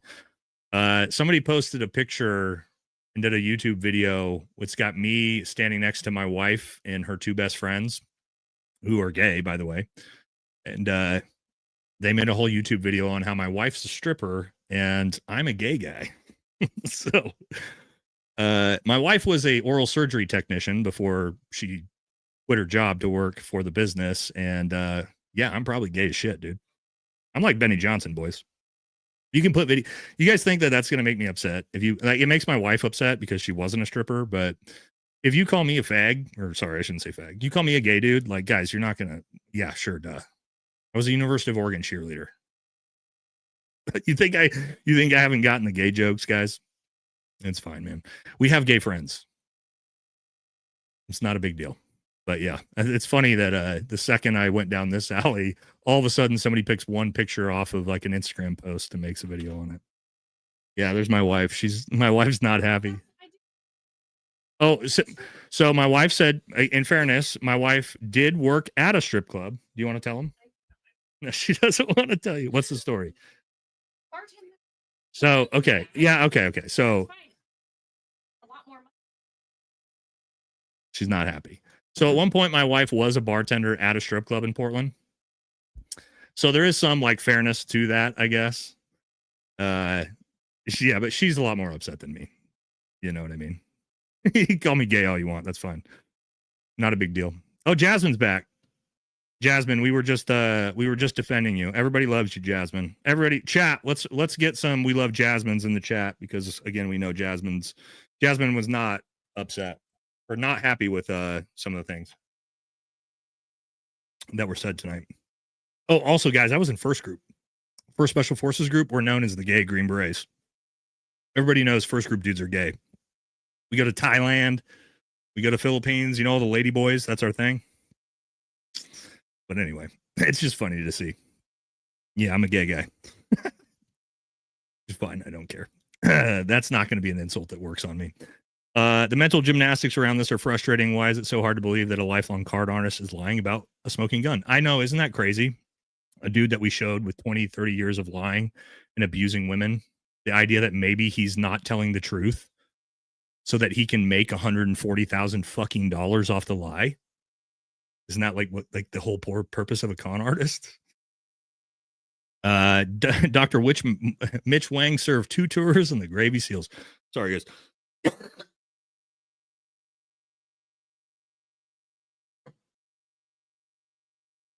Oh, it lasted pretty long without that starting. Okay. Again, sorry. I'm pretty sure I have bronchitis, but we're grinding. Yeah, cocks and dicks, bro. I suck cocks and dicks. All the dicks. That's what I suck. I just do. You see the technique? Now you know I'm good at it. Nate's super gay. You caught me. All right. See, guys, it doesn't work. All right. Over under on Mitch being completely buried. Well, I don't know. We ended up at an 80-20 in Nate's favor on that by the end. The more ammo die stuff, this is true. As far as I understand, a lot of people have been talking about this being debunked. Not that it even matters. Get back to work, Matt Walsh. I can't do it right now.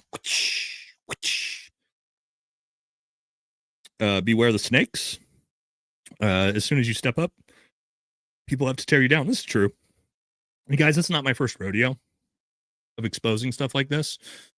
The regulars on the channel know, like Nate's been down this road. I've been down this road with Tim Kennedy and Britt Slabinski, John McPhee, and I've come out the other side not in the wrong each time. So I do my due diligence. I do my journalistic integrity work. I do my investigative work much more than most people, I think. I think you may have seen that in this episode. I'm not going to make claims if I haven't corroborated them. Why is Candace allowed to investigate and question people, but if you do, you're psyop? I don't know. I respect you, Nate. I understand this has nothing to do with Candace and everything to do with Mitch and Stolen Valor. I'm here to listen. 100% true. And that's why we haven't said not a single negative word about Candace came out of our mouth tonight. And it still won't, even though people want me to do that. You got to understand, guys. I want you guys to understand, you guys don't see the backside of this. When I came out and said I was going to do this episode and I was going to expose this guy, the amount of people in the anti-Candace people, you guys know the anti-Candace people, right? On the other side, all of them hit me up asking me to come on their shows and talk about this. And I said no to all of them. You guys won't understand that. Even Candace's fans probably won't understand that I did that. And I won't do that. But all of them wanted me to come out and bash Candace on their shows, big shows. And I'm not going to do that. Okay. So you can hate me if you want. If you're Candace fans, that's fine. But that's not what I was here to do. Okay. All right. People are so convinced of his credibility, even though Candace has not shown anything to prove what he said. Well, and to Candace's point, I think she's also said that there isn't real proof yet either. Keep up the good work. Thank you. I'm 35 on Monday. I completed MEPS successfully at 35. Holy shit. And I'm waiting for my contract. Thank you for reinvigorating my lifelong dream. It's never too late. That's fucking crazy, dude. Good for you, man. Joining the military at 35. You're better than me, brother. So rock on, dude. Rock on. Good luck. Love you, Nate. Aloha from Hawaii. Thank you, Savage. AV says we support you and Candace. I hope everyone sees the only culprit in this is Mitch. I hope so, too. Anyone attacking is a low IQ clown? Not necessarily. Baron wasn't attacking you. He was critical, but he did not attack you. Okay, you guys, again, as I said at the beginning, there was a flood of people coming in saying Baron and Baron's chat is talking shit about you, calling you a piece of shit, etc. I didn't actually watch Baron's episode yet because I was getting ready for mine. So again, I'm sorry to Baron if he did not say anything. But again, that's just what the chat was bombarding me with. Because again, I have nothing but positive things to say about Baron. So hopefully we can keep that relationship going. Some people can't admit they're wrong and change opinions based on the latest authentic info. Keep kicking ass, big dog. Thank you. Plenty of intelligent people have been scammed. True. Olaf from Mexico, Nate, I won't be attacking you. I knew Mitch was a liar from the get-go and very much value the fact that you're actually trying to protect Candace and her audience from this fool. That's all I've tried to do from the very beginning. I promise you guys. Candace took down the Steven Crowder for bad behavior towards his wife. For just yelling at his wife, which I don't support at all, by the way. If she defends Mitch, this will be devastating for her. I hope she doesn't. You've all seen who he is now at this point. So I hope Candace. Candace doesn't have to come out and apologize. She doesn't have to come out and do anything, but like, don't try to defend this guy anymore, please. That's all I ask. I think we're at a point where we can agree on that. At least most of us. Staying with you in your research. Thank you, Tawny. I appreciate it. Nate, massive kudos to you for courage. Fuck the stolen valor cucks and those who want give, send me, go to them, grift. We are with you, brother. Thank you. I appreciate everybody in the chat tonight. Yeah. You guys have been really nice tonight. I was pretty stressed out about this episode, to be honest. But you can't bully me into submission. And that's what a lot of people tried to do before this episode. And that's just not going to work with me. I'm going to do what my integrity feels like the right thing to do. It's how I built this channel from the very beginning. I haven't been as scared of standing up for what I think's right. And I'm not always right, but there's times I think that I am right morally. And then this was one of them. So the real wins ain't going anywhere, Nate. We're here for the long haul. Stay focused. Thank you, brother. I appreciate you. Only truth matters, brother. Keep chasing it. I know the chasing part will be hard for you with those baby calves. No, the baby calves make me fast, dude. I was fast when I was younger. Not so much anymore because I'm too big. But I was pretty fast. I used to run about a 12:15 2-mile. I was about 50 pounds lighter than I was when I was in the military, though. Johnny says you're the man. Thank you, Johnny. Appreciate you. Where's a racket says if you don't have haters, you're doing it wrong. Enjoy your takes and tone. People need to quit acting like you have softball your opinions and parrot what other creators are saying because it feels. Yeah, that's another thing too, guys, is like, I hope you realize by now that, and what I tried to tell people was like, think about when Candace did the episode about the French Foreign Legion potentially being involved. I was the first person with credibility that understands this. I even brought on Taylor Kavanaugh, former Navy SEAL, French Foreign Legion. I brought him on my channel to corroborate the potential of this being true about Candace Owens. Like, we've done that on behalf of Candace. So the fact that everybody just immediately attacked me was kind of like, man, I thought I had a pretty good track record of like supporting her, but it's okay. It's not a big deal. I appreciate the support nonetheless. Public says, I'm the crazy mom who sent you a bunch of court documents. Oh, people think with their emotions, the rest of us. So Public, I did actually, yes. So Public did send us some of the court documents that we used. Had a lot of help also from other people in the community, that a lot of women who felt passionately about this as well that looked into this. So thank you very much. We did use some of those. Ramona says, still here. I won't let them decide my thoughts and actions. Merry Christmas. Thanks, Ramona. Hey, George and Candace, let me know if you unblock the man who you're ducking from those alleged sexual abuse allegations. As a Candace Phones fan, I support your investigation and respect you. I'm only loyal to the truth. Thank you very much, man. Thank you very much. And guys, I'm a Candace fan too. Have we forgotten that? It's still crazy to me. It's just like, I've like under all of this, I have not said like anything negative about Candace, and I still got berated. It's just, I literally, all I wanted to bring you guys was who this fucking guy is. That's it. Yeah. So I actually, somebody sent me a clip of I should give Coach Colin a little bit of feedback too. People were saying Coach Colin was attacking me, and again, this is my bad because I shouldn't listen to the chat. Actually, Coach Colin, somebody sent me clips. He had really nice things to say about me. So my bad, Coach. I was going by what the chat tricked me into, but Coach had really nice things to say about me, even where he was criticizing a little bit of it. So again, my bad on that.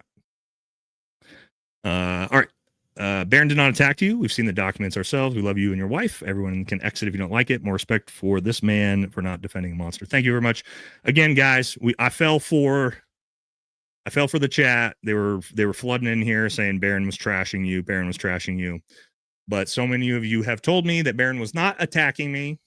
And again, like I said before, and I even said about Coach and Baron when I thought that they were attacking me, that I still had nothing negative to say about them, because I don't. I love both their content. Yeah. So I mean, again, this had nothing to do with anything other than me exposing this individual. I love all those guys. I love Baron's content, Colin's content, Ian's content, Candace's content. I'm not switching sides. Okay. You don't have to worry about that. I just wanted to make sure that this specific individual, we all know who he is. Drew says, I'm 100% behind you. People say his past doesn't matter. It matter what he saw. Yes, it does matter. If he's a lying POS, he does not to be believed. Always a con man. Yeah, again, if we can show that he's a con man, which we did, it does take away the potential validity of, and guys, you got to imagine what he claims is massive claims, right? And the only thing we have is an eyewitness. And if that eyewitness is who we saw who he is, there's issues with that. Thank you, Doc. Appreciate you, brother. Sometimes the truth hurts. CO is human. Mistakes happen. And they happen to me, guys. They happen to me. Happen to all of us. And this is why I haven't attacked her at all for it. I haven't even criticized her for it. Because it does. And especially with this fucking guy. Because he, again, I want you guys to think about Tim Kennedy, right? Tim Kennedy, Green Beret, 20 years, high prolific on all the podcasts, on Fox News. And it turns out everything he said was a fucking lie, right? So like this can happen in this space, right? I mean, we've shown that this type of person can be out there and they can get away with it for a long time. And he did, but I don't think so anymore. Don't care about Mitch, his allegations though. Well, you should. Why would you support Candace when she has put this guy out there without vetting him? But she didn't not vet him, guys. This is what I explained to you. And this is why I gave all the truths. I didn't shy away and try to hide from you the idea that he actually was a Green Beret for a tiny amount of time at one point before he hurt his back and got out as a shitbag. I didn't hide any of that from you. I wanted you to see that. And I wanted you to see that we have the documentation that he could put forward to show someone like Candace to be like, look, I'm credible. But then when you take a step back to someone who's an actual Green Beret that can look at this and go, wait, none of this actually fucking makes sense. But it would to somebody like Candace who doesn't understand all of this stuff. Right? And so that's what I'm trying to say with that. Is I just don't. Again, people want me to blame her. They want me to attack her, and it's okay. But I'm just not going to do that. You know, even if I get attacked for it, it's okay. Who cares who he was? A lot of us. All of us. Actually, 80+% of us. The only guy after Harry was Guapo 3 Amigos, was Snow at First Group. Oh, by the way, yes, he was a fellow first grouper for a tiny amount of time. So yes, he was. Very, very short amount of time, but he was. Again, I'm not hiding anything from you guys. I'm showing you how he used a little bit of a career, right? A little bit of a career with some documentation to trick someone who wouldn't have known better. Okay. And that was an important part of the story too, is understanding how he got away with it, I think. Go Max. Wow, sorry you're going through this backlash. Thank you so much for your work. I'm a huge fan of Candace, and it's clear you're not bashing anyone, but this is asshole. We trust you. Thank you very much. I appreciate it. Nate, screw the haters. Always got your back. These people wouldn't do shit to your face. Keep going. I appreciate it, man. Will you comment on the ISIS attack on Christmas? Thoughts? I didn't see this. Was there an ISIS attack on Christmas? Again, guys, I was so sick. Dude, I didn't do anything with the family yesterday outside of Christmas morning, laid in bed the entire day because we've been struggling deep with this respiratory thing. But anyway, keep moving. Support you and Candace. Thank you for the work. Thank you for always being true to yourself and your content. Love the videos. Thank you, Duchess. Benny says, right, wrong, or indifferent, anytime there's pressure applied to a counter narrative and comment storm erupts, it's a dead giveaway the feds are behind it. I think you uncovered an op to infiltrate Candace. Maybe. I think George Webb was actually looking into that as well. I saw his video right before this. Very, very interesting into that, but I don't know. Thank you, Schley. Hey, Valhalla, did you get to use Knight's armament in the Army? No, we were using Daniel defense lowers and Geisley upper. Well, Daniel defense lowers and uppers early in my career, and we transitioned to Geisley uppers. But no, I wasn't around for the Knight's armament. And haven't tried it myself. I got mostly Geisley stuff. Honestly, you don't need to sell me. I believe you lied. You have a weird, this is a weird integrity thing. You have this weird integrity, this thing. Wait, you have this weird thing integrity. I try to. And trust me, guys, would it had been easier for me to grift and just gone with, tried to like support the Candace narrative, not Candace's narrative, but Mitch's narrative, and like try to corroborate it like I did the French Foreign Legion thing? I could have done that. That would have been much, much better for me from a like numbers standpoint, but that's not what I do. He said he was a combat lifesaver, which is not MLS, but a certification. So weird, I guess. He said he was a special forces medic, actually, which is not true, which is just a weird thing to lie about. Why would you lie about that? Right? If you really were, and again, you weren't a Green Beret for very long, you didn't really do anything, but that's fine. There's nothing wrong with that. But why lie?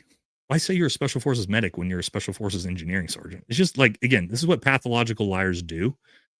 Is just lie about bizarre shit that makes no sense. But yeah. Oops. Truth matters. You're doing the right thing. Don't listen to the trolls. Thank you, brother. Or excuse me, Sam. I'm Samantha, not brother. Sister. Thank you. Score an 855, Candace 0. No, guys, we're not doing that. We're not doing that. It's reminiscent of whether you watch one of those Stolen Valor videos and they let the guy talk and see how wild the story will get. It happens every single time. Then they overly embellish their stories. Yep. Very true. JD says, Nate, I fully support Candace. The chat, he's trying to destroy Candace. Okay.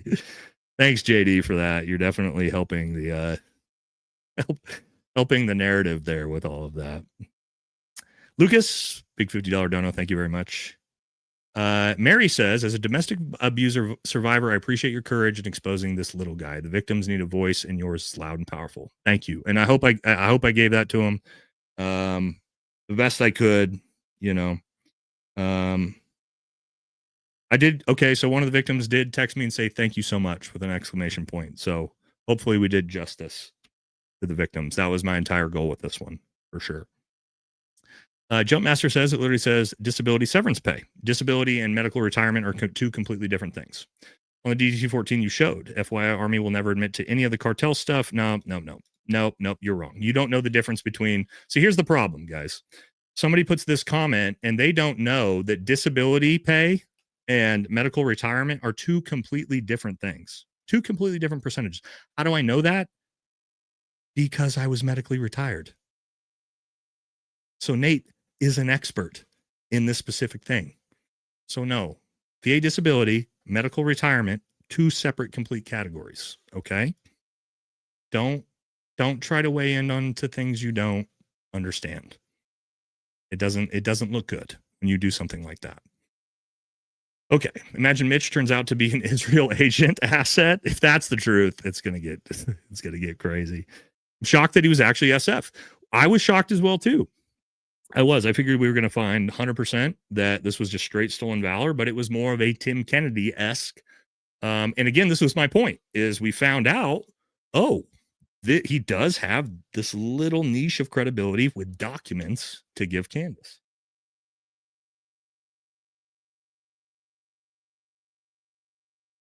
My wife just said Candace took down her interview with Mitch, or somebody commented that. I don't know if that's true or not, but my wife just came in and said that if that's the case, Karma, when it comes to how VA disability and medical retirement works, yes, I do know fucking everything. I know all of it. You are correct. this very specific thing I'm talking about, I know all of it. I do. You are correct. I don't know everything about everything. No, not drunk. See, here it goes, guys. People are calling me drunk, and I haven't had a single drink tonight because I'm sick. See how this works? Everybody trying to, Nate's drunk. Nate's drunk. I don't drink at all when I'm sick. So,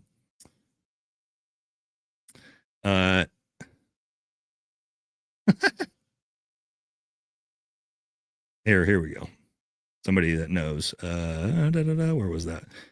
Medical retirement is a completely different process from disability from an admin perspective. Correct. Yes, it is. Guys, those of you who think you've seen me drunk, you have not seen Nate drunk. Me having a couple glasses of whiskey over an 8-hour stream is not drunk. No. You guys got to stop. Stop with the Nate's drunk, okay? Nate's just a little bombastic sometimes. Sending love and good vibes. Feel better, Nate. Thank you very much, T. Brooks. Aiden says, damn, so do you believe he preyed on Candace because she's vulnerable and he saw an opportunity? Yeah, I think so. Well, I think he saw, and again, this isn't the first time he did it. He's gone on other podcasts with different conspiratorial made-up stories to try to crowdfund. So again, this isn't his first attempt at doing this. But yeah, he obviously saw an opportunity and took his shot, and he made $140,000 off of it. So I guess the interview's still up. Yeah, that was somebody just from the comment section. I guess he succeeded, right? Like I guess at the end of the day, he wins, sadly, based off of that. But, you know, I greatly appreciate your honesty and willingness to address the hard topics. We can like Candace's work and yours at the same time. Thank you. I appreciate that. I heard he married Bigfoot, maybe. I don't know much about Nate from the episodes I've seen. He's definitely no fan of Israel. No, I'm not. You don't have to worry about that one. I'm your Huckleberry. We ride at dawn, brother. Let's fucking go. Thank you, Doc. I appreciate it, brother. This is not sloppy. You all in the comments are scum. That's aggressive. This needs a trigger warning, man. Holy fuck. Yeah, I know. There was a lot of rough stuff in that. We should dig into your past sincerely. You drink so much. Oh yeah, I'm crushing it. Enough to do so live on TV and what we find. Let me say this, guys. You think people haven't tried this? When I've exposed some of the biggest names in special forces and media and social media. Tim Kennedy, Brett Slabinski, John Shrek McPhee. You think people haven't dug into me and everything about me over and over and over again? Of course they have. I don't have to worry about it. I've never been arrested. I've never been detained. I have no criminal record. I have no misdemeanors. There's nothing on me that you can find. You can try. Please do. I have a great military career. Awesome record. It turns out, guys, actually, not everybody's a huge piece of shit out there. But yes, please feel free. If the best you can find is that Nate's gay and his wife's a stripper, let her rip, dude. Let her rip. Good luck. Good luck. Squeaky clean. That's why I'm able to do what I do. Penna says, love the D-bags in the chat telling Nate to basically shut up about things he thinks are important to cover on his channel. Leave. Penta, thank you. You're always a great addition to the channel. Also, I see you changed your profile picture back to the Super Jack Penna comment as well. How's my liver? My liver's fine. You guys, it's crazy how you think. You guys think I drink too much.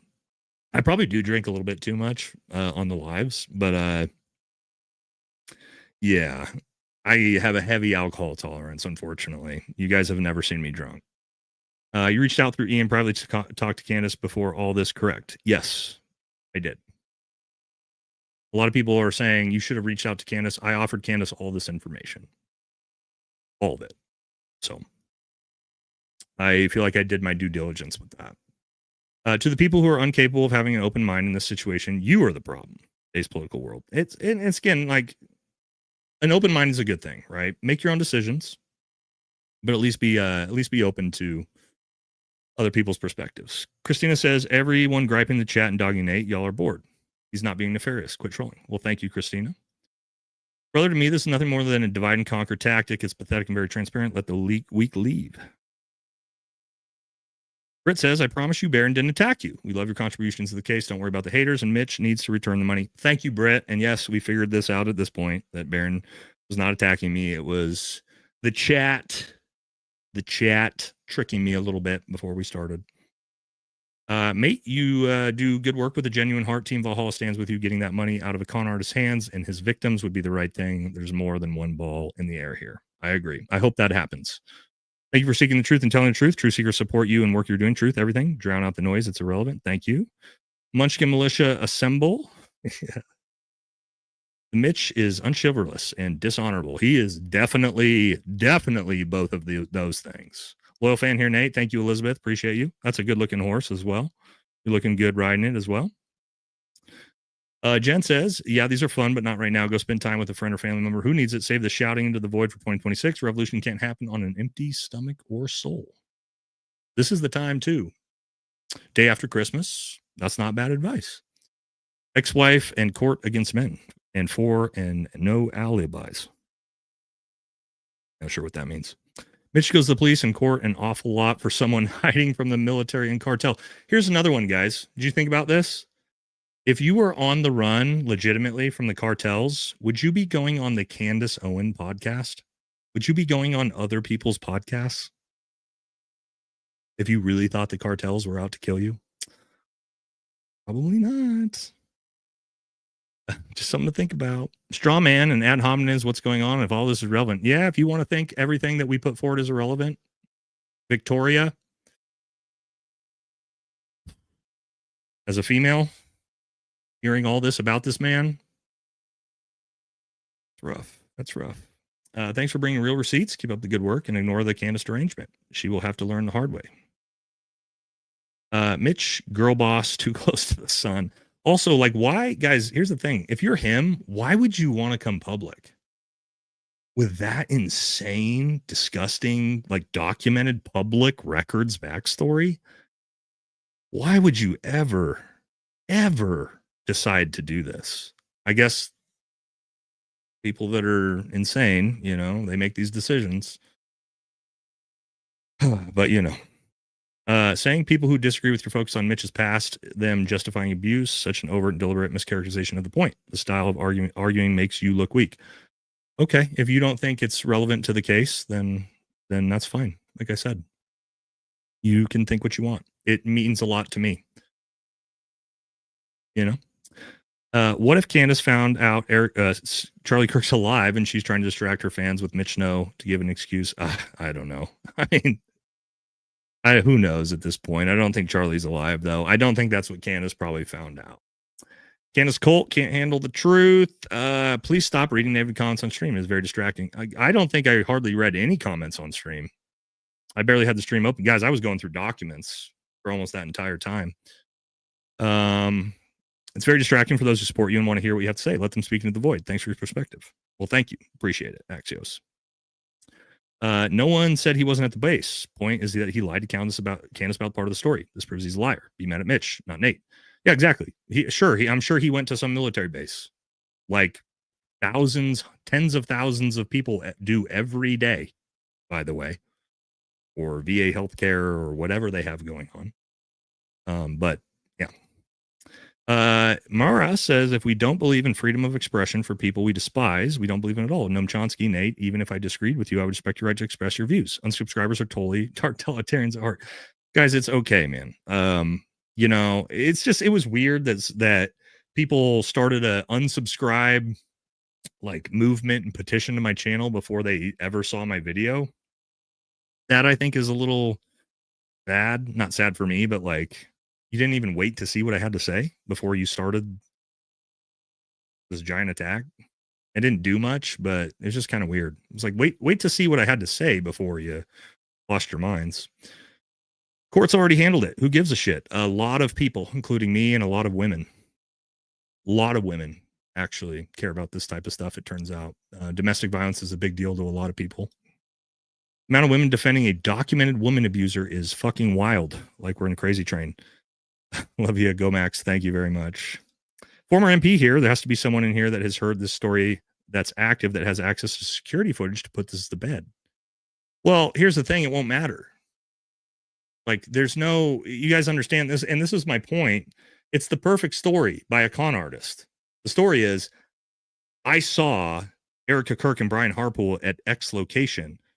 You can't disprove it because I saw it with my own eyes. There's no proof of it. There's no footage of it. There's no anything of it, but like, I saw it. Disprove it. And this is my point with like, okay, I saw Charlie Kirk alive at Walmart here in town 2 days ago. Disprove it. Like, nobody can disprove that. We can say that's ridiculous, but like, there's no objective way to disprove that, that's the type of thing con artists do, right? Is telling a story like that. And again, the entire story hinges on is him telling the truth. And we know he doesn't tell the truth about anything. So why would he all of a sudden be telling the truth about this when we know he's a grifter who's gone on podcasts before to try to crowdfund over other conspiracies that were also made up? Like, he's also got a proven track record of doing this exact thing already, on top of the fact that he's doing it now. So I'm not drinking. You guys got to relax. Guys, we're too late in the episode to still be making comments like this.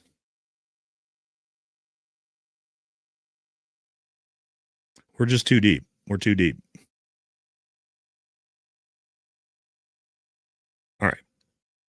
For Octua, yeah. The truth doesn't care about feelings. I thought we all wanted the truth and justice for Charlie. Yeah, probably. Thank you, Allie.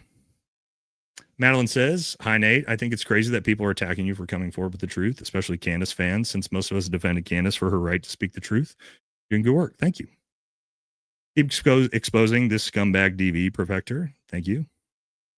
This guy has to be the dumbest narcissist on the planet to pretend to have his life in danger and not think going on Candace and doing this wouldn't put her in legitimate danger. Yeah, I agree with you on that. For sure. Bro, I'm a lowly piss on Afghan vet, but what is going on lately? You have thousands calling you out. What's going on? Nah. Yeah, I don't think we have thousands, but there are a few. Even if Candace found someone to prosecute, which she hasn't, Mitch would be roasted taking the stand because of his character and lies. This is what Nate is showing everyone. Be a critical thinker. Agreed. Mitch is a federal informant. He will get Candace killed. I don't know. I don't think Mitch is a federal informant. I think he's just a con artist, to be honest. I don't think there's anything beyond that. They don't want the truth. They want to be right.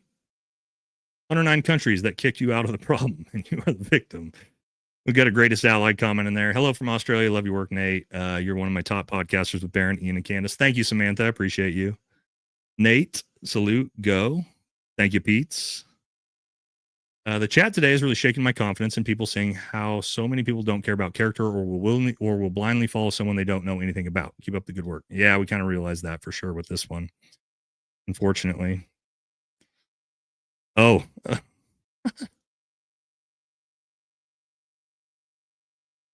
All right. The chat today is really shaking my confidence in people saying how many people don't care about character or blindly follow someone. Oh, we did this one already. 6-year-old Army brat here. Thank you for your service. Appreciate it. Spending money I don't have, and I don't know what's going on with chat, but if any of them are 1% right, then do something, brother. Get help. Not alleging anything. Just want to see you take the dive. Appreciate it. When the U.S. military lists Mitchell Snow as retired if he's on military disability, no. Nope. Being retired and being disabled are not the same thing. Did Mitch do time for any of this? Like, he was definitely in jail for a lot of these things, for sure.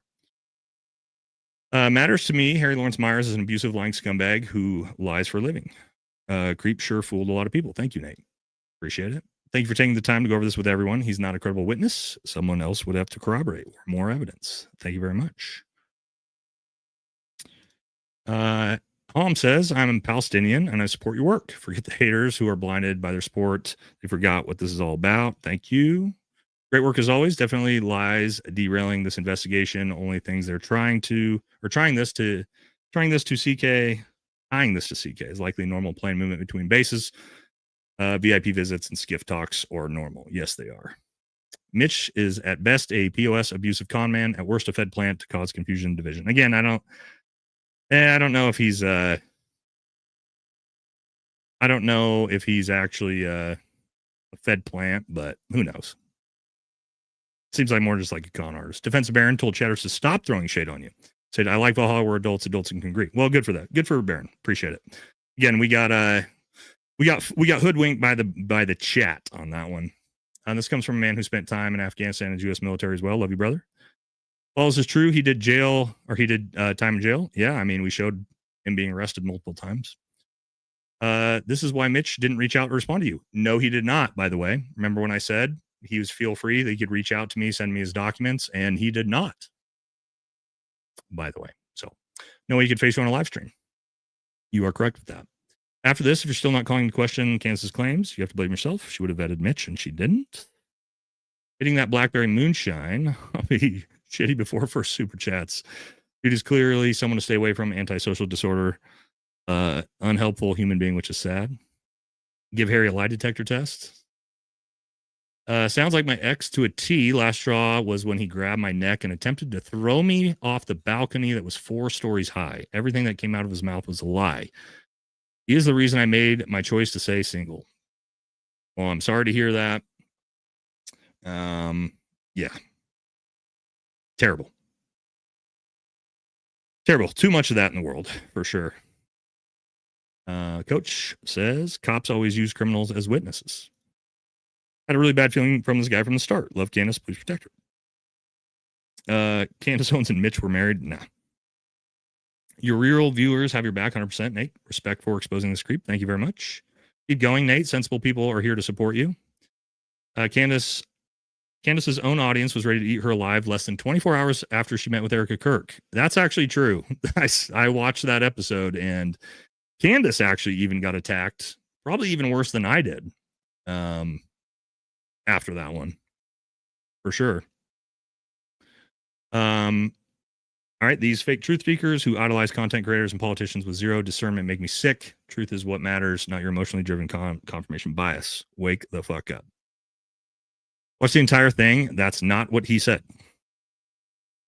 I still want to know where Brian Harpool and everyone else mentioned was on the day of the alleged meeting. This should not be difficult. They've already shown that. You're doing important work. Cheers to you and yours. Merry Christmas. Thank you.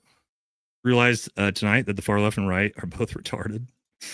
True seeker, hero, honorable man, thank you very much.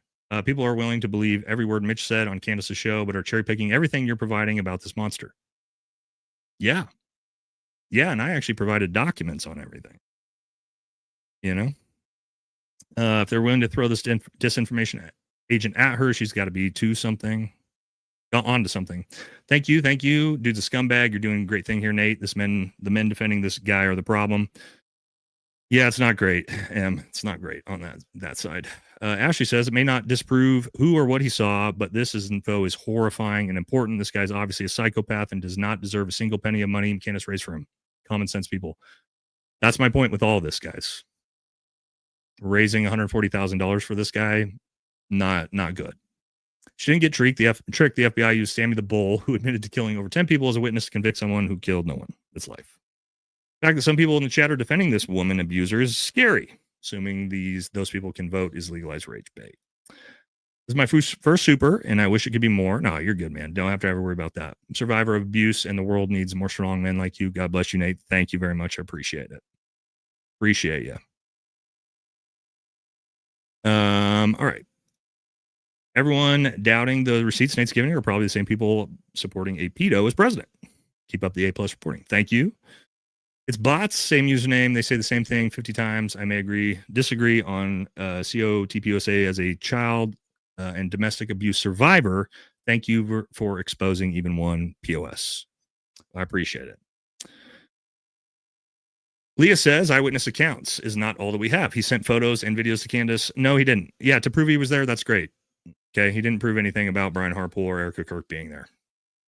He was at an army base. I'm sure I'm fine with that. I've said from the very beginning, that's probably true. But the fact that he saw Erica Kirk there, it's been silly from the start. It is what it is. Stwoma says most people don't want to hear the truth. They just want to be told that they were right. With that being said, appreciate your pursuit of the truth, regardless of what uncovers and who it upsets. Give him hell, brother. Thank you. You Neanderthals, we can't prove what he saw. True, we can't. We are forced to take his word. Credibility is everything. Unless he has 100% concrete proof, the argument is, did what he saw take place, not where he was. Yep, agree with that. Is the GoFundMe still open for that creature? God, I hope not. People doubting Nate's receipts, but believe a photograph of a computer screen showing a fake police report. I don't know if it's fake, but yeah, there's a lot of mistakes in it for sure. Rather than attack Candace, like every other scumbag, when did I attack Candace in this entire episode? When did I say one negative word about Candace? I literally never said not one negative word about Candace. I don't know where you guys are coming with that, but okay. Candace didn't do her homework and raise money for Mitch. She needs to take accountability for how responsible she is. Again, like I said, I showed you all the reasons of how he was pretty good at what he did and how he got away with it. Merry Christmas, brother. As Charlie Kirk would say, Shabbat Shalom. Great investigative work. Man, appreciate the hearing the truth. Thank you, Dan. It's not. The military community has the highest rate of DV and divorces outside lesbian relations. It's factually unproven. I don't know if this is true, but it's probably true. A lot of trauma, a lot of PTSD, a lot of alcoholism, a lot of stuff that goes into that. I'm not justifying it at all. It's terrible. But you're probably not wrong. All right. Truth is the truth, whether you like it or not. Nate is exposing evil to take a step back and think. Thank you, Aloha from Kauai. Thank you, Six's mom. Appreciate you. There are no men defending Mitch, just cowards and abusers. You scum, to check yourselves. Did he ever go to jail? Yeah, a bunch of times. We showed you all of the documents of him being arrested. So, yeah. I don't want this to be about me, Nate, the episode. This is my lane, not Candace's. When it comes to the military, that's true. Yeah. No one is watching this. Well, it seems like a lot of people watched it. But yeah, when it comes to the military, this is my lane. I don't see why we would be disagreeing on that. Yeah, you heard last episode I attacked Candace. No, I didn't. At all, it turns out. But, it's fine. Yeah, again, if this was about me, I'd be all over social media in the next 2 weeks. I'd be on Alex Jones' show. I'd be on every show, but it's not about me. That's why you won't see me doing any more content on this. It's a one and done. BACA is an MC that's supposed to stand against child abuse, bikers against child abuse. So it sounds like he tricked them as well. There you go. Guy claims he's been in hiding, but has been on other podcasts begging and pretending to be a victim. Yes, he has. True. Mental gymnastics to frame it like you're attacking Candace personally is wild. You can both like her in VFT and feel like Mitch deserves a wood chipper. It's not hard. I hope that's true. Nate never stopped reporting the truth. The truth does not matter to the uninformed. The country is so fractured as you see it in the comments in the chat. Yeah. And it's okay. Again, it's like a lot of people, guys, you got to understand in the YouTube space, like, this is not the first time I've been attacked. I've been attacked a lot of times on a lot of different things, and it's fine. I'm just going to keep doing what I do. You know what I mean? And as long as my community keeps supporting me, then we're going to keep doing what we're doing. It's fine. I didn't build this channel off of being a coward and not tackling difficult subjects. So, all right, Candace, I'm about to lose my voice, guys. Candace Owens was sure to point out that she couldn't back up what Mitch said. That's true, and indicated she was reluctant to have him on. Maybe having him on will flush out some of the bushes. Maybe. Nate, I'll believe you. Mitch is a Fed informant, and he's going to get cancer. Nah, I don't know about that. Again, I think he's just a con artist. Relax, people. I didn't call Nate a scumbag. I like Nate. I was calling other scumbags, the ones that are attacking her. Well, thank you, brother. Appreciate it. Truth says, Nate, could be wrong, but people, including me, thought this was going to be about stolen valor or you dropping receipts that Mitch lied about Fort H. We all felt like Mitch was a POS the minute he spoke up. Keep up the good work. Well, we did actually show his stolen valor. Stolen valor is lying about your military service for monetary gain. You can be a Green Beret and commit stolen valor. Tim Kennedy is a perfect example of that. So lying about your military service, which includes things like Mitch did, which is lying about what he did down in Fort Huachuca in the 1990s and lying about being on the run from the cartels and lying about being retired, lying about all those things is still stolen valor if you're doing it for monetary gain.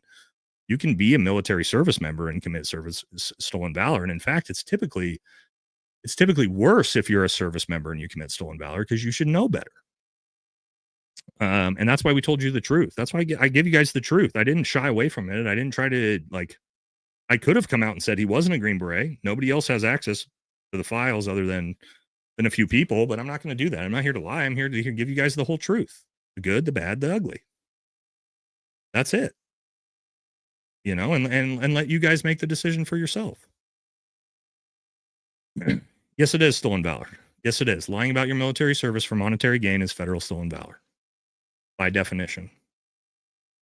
However you lie about it, whether it be about awards, whether it be about things you did, deployments that you didn't do, war stories that didn't happen, those are all things that are considered stolen valor.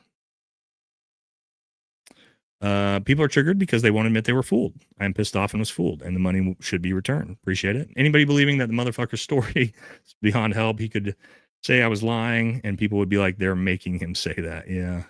Nothing in Mitch's past disproves what he said.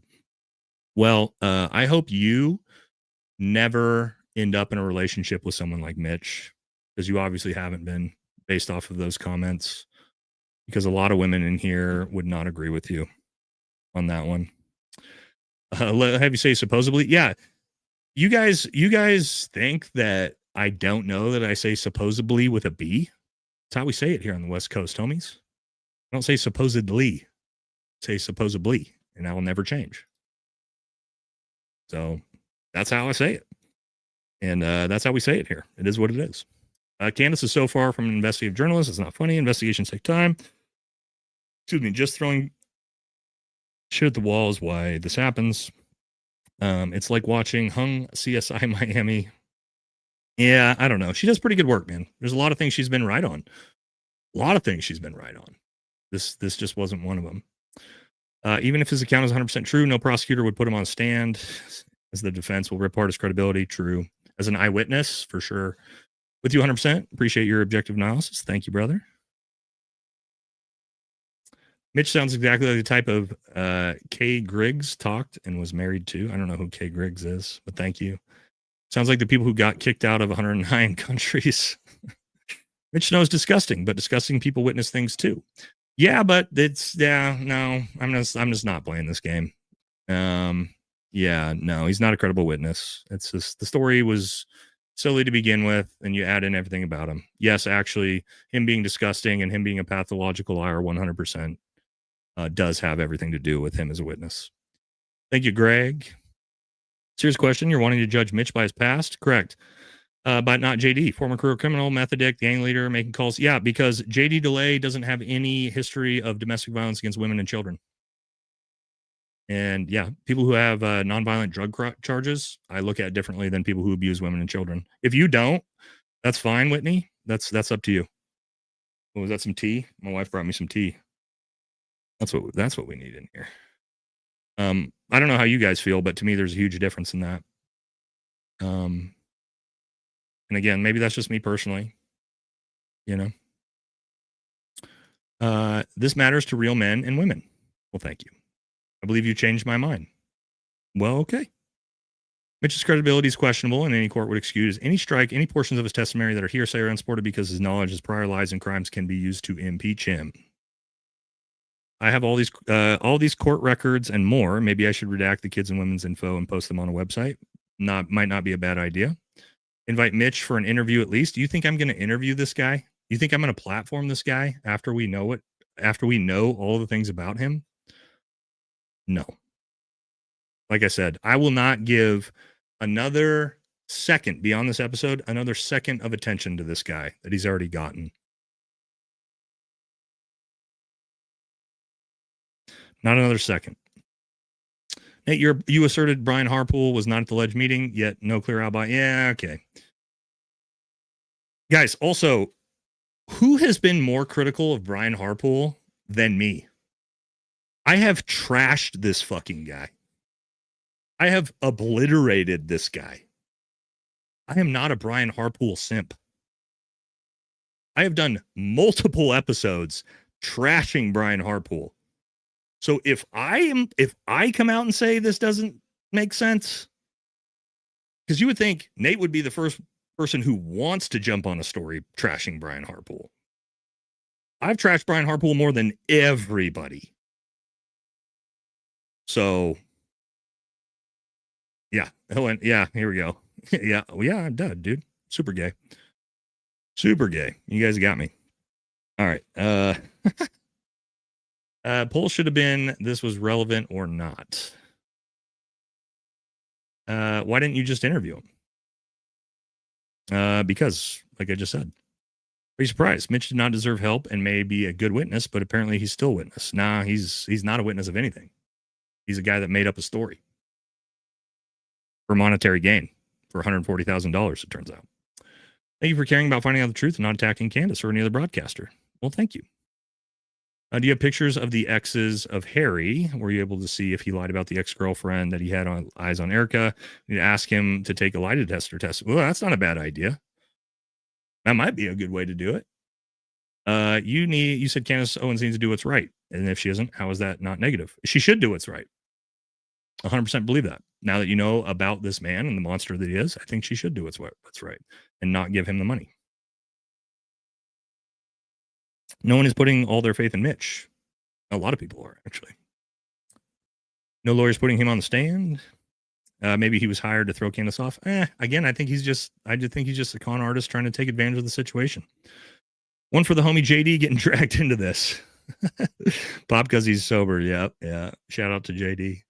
Someone said it's hypocritical to judge this piece of shit by his past and not JD. Correct. JD turned his life around and takes accountability. This POS lies and cons his way through life. Not even the same ballpark. 100% true. Way different.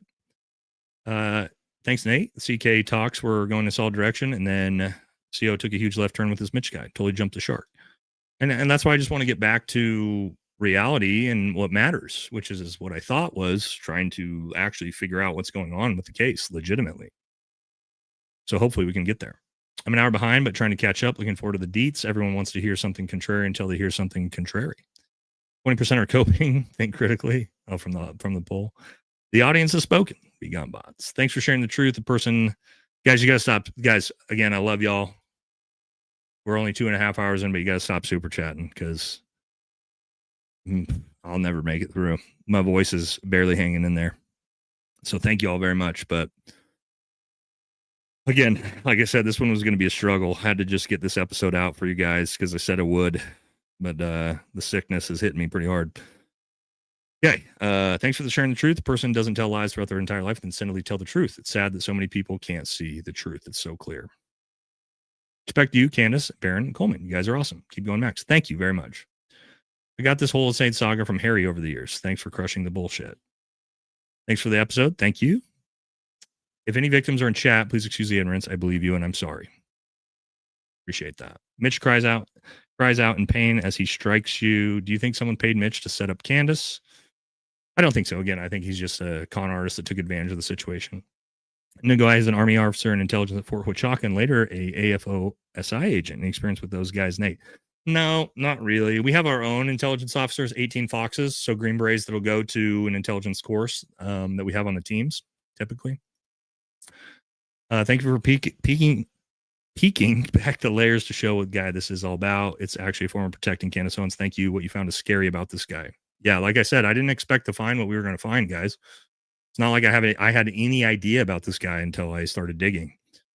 Absolutely love Candace, but at the end of the day, truth to truth. Thank you, Nate, for putting up the good work and giving us the info we need for our opinions. God bless. And again, that's the entire point, guys. I'm not going to tell you what you think. I'm just going to give you guys the information and let you make your own decisions. As your channel gets bigger, there are more people infiltrating our community with an insidious agenda. That's true. George Webb is in Washington and on his way to prove Mitch is a Fed and was sent to discredit Candace Owens. George is doing that because it does matter who Mitch is. Interesting. I hadn't seen that. George Webb does great investigative work, though. That's for sure. So maybe there is an angle to this we didn't know about. Keep doing what you do, VFT. Thanks for sharing. Ignore all the rage bots. Thank you. How can you believe a word he says is beyond me? Nate, don't let the rage or the bots get to you. Thank you, brother. Well, the real man in the chat, please stand up. Bunch of cats on here. Oh, pussies. Keep up the good work. Thank you. What is wrong with some of the people in this chat? Yeah, it's okay. Love you, Nate. Keep bringing the facts and ignore the haters. Thank you. Pretty sure that there will be no money owing. I know who this guy is now. He ain't sliding in my DMs unless I'm feeling self-abusive or want to be beaten and abused. He's not hot enough, though. Please donate it to a DV charity, not this peasant. Seriously, you've got more integrity than to enable him. I agree with that. Crazy how terrible this man's luck is. So many abusive women. Yeah. 250-pound Green Beret that just somehow keeps running into these women that just can beat the shit out of him, it turns out. Yeah, because that's a normal thing for sure. Very, very, very normal. If you have been watching Nate from the beginning, you know there is no BS and only truth and honor. Low from Kwai, someone old enough to be your mother. Take care and rest. Thank you, Six's mom. Appreciate you always being here, supporting the channel.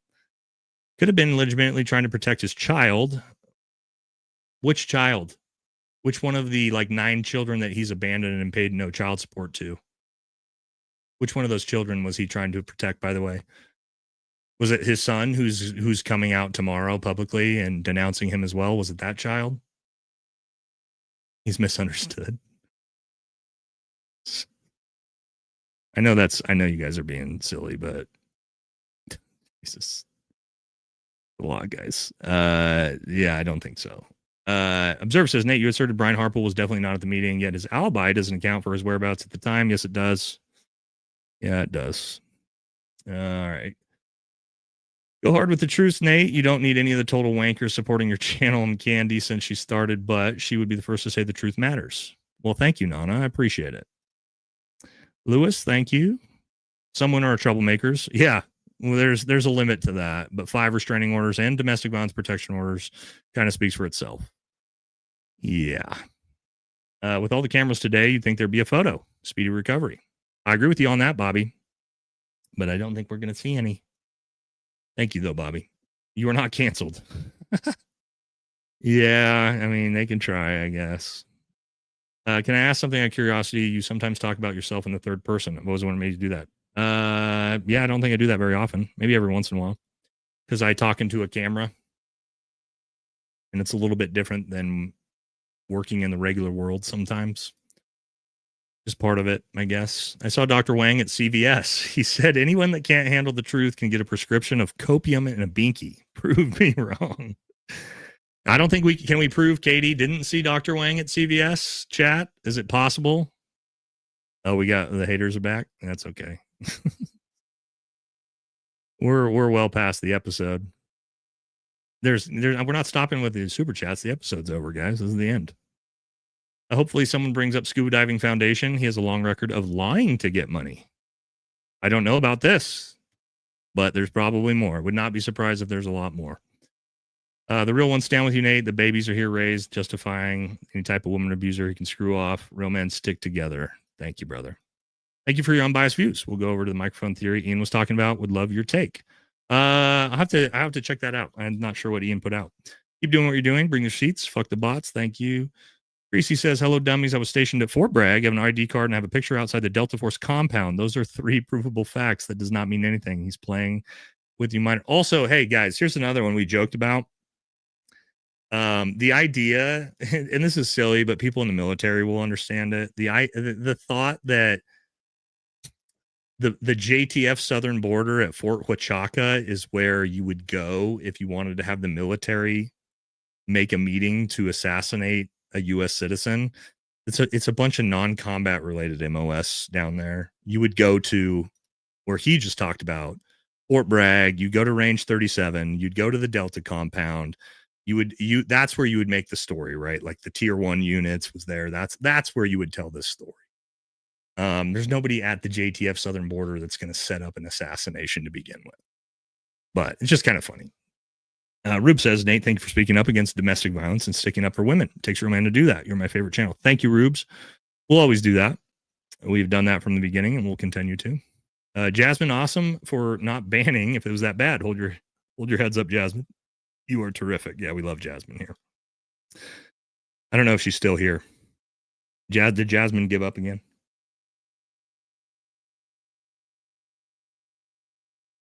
I'm drinking my tea. She went to bed. Yeah, I don't blame her. Don't blame her. Don't blame her. Yeah, that's all one giant psyop here, guys. JD says, let's do a charity thing for the local domestic violence center. I like this idea. Maybe that's what we'll do. Yeah. Okay. So this is what we're going to do. Me, Jesse on fire, JD, we'll get everybody in on it. We'll do a big stream. And I think we'll donate the money to the local domestic violence shelter here. I think that's a great idea. I like that one. JD, appreciate it, brother. I'm all on board for that. I think that's a great idea. We love Jasmine. She's the best. We do love Jasmine here. You're doing great work and no way you're being disrespectful or attacking Candace Owens. Thank you. Thank you for exposing this con man and bringing us the truth. Please don't let the hate get to you. It's not going to, guys. Trust me. I've been through a lot harder than internet hate in my life. Coming from the career I came from. Do you think he paid to do this to our greatest ally from TPUSA? Huge fan. Keep it up. No, again, I think he's just a piece of shit. And that's a con artist for sure. Keep moving forward. Candace utilizes resources like you do to do your vetting for her. No, I don't use resources to do my vetting. I do all my own vetting. I was disappointed she moved so fast on this story, and like when you put in the work. Yeah, guys, a lot of people were talking shit to me too, like, oh yeah, you're just trying to build anticipation, saying it's coming out Friday. No, I put a week's worth of work into this, and I wanted to make sure I got it all right. And I had all the documents and I dotted all my I's and I crossed all my T's. That's why I do that. Yeah, we've already talked this. Yeah, he put out a picture of me, my wife, and two of her friends and called me gay and said my wife's a stripper. So cool, I guess. I mean, literally a picture of four of us standing together outside of a nightclub from like 10 years ago. Now I'm gay and my wife's a stripper. It's okay. Sure. Like this is, again, cheers. Yeah, I'm gay, dude. Like you're not going to make me upset with that. Is not a big deal. Nate's gay. You got me. All right. I hope moving forward, Candace utilizes resources. Oh, we did this one already. Candace never endorsed what Mitch claimed to see, though a GoFundMe was a big mistake. I agree. Had the GoFundMe not been made, I probably wouldn't have really even dug into this. I did my episode on it, how I thought it was silly, and I don't think I would even talked about it again. But the GoFundMe was a big deal. Mitch seemed like a broken schizophrenic man to me. Even if you were a good guy, his credibility is questionable.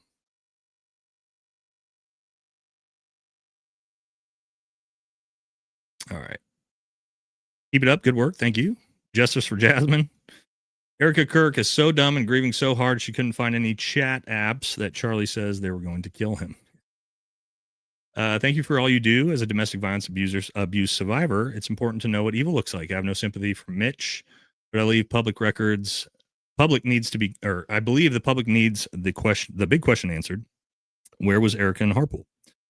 They were in Dallas, Texas, getting ready to get on a plane to Provo, Utah. It's really not that complicated. Survey says 22% of people are cognitively defunct and are lucky they can figure out how to breathe. Much love, Nate, from the real men out there. Thank you very much. Appreciate it. Mitch's story was obvious bullshit. I could tell that he was lying and I didn't serve in the military. People attacking Nate for the truth can eat shit. Well, thank you, Amanda, for that. Yes, King, thank you. No comment. Warrior, thank you for the big dono. Thank you so much for bringing the receipts, the truth, defending women. We all want evidence, and he brought it. Yeah, I think I did. I brought every document. All right. Let's see what we got here. Aaron says, whether you agree or disagree, listen to all the information before you make a judgment. Otherwise, yeah, and this is what I said. Just watch my episode and then come to whatever conclusion you want at the end. I've been a victim of men like Mitch. You are actually protecting Candace. I wish people could see that. Love you all. Well, thank you, LaWelter. And I'm sorry to hear that, by the way. Hopefully you're in a better spot in your life now, for sure. David says, who hasn't worked as a bartender in a strip club in Portland? Yeah. Yeah, my wife worked at this was when we very first met. I had graduated the Q course. It was 2000, where were we at? I don't remember exactly what year when I met her in Portland.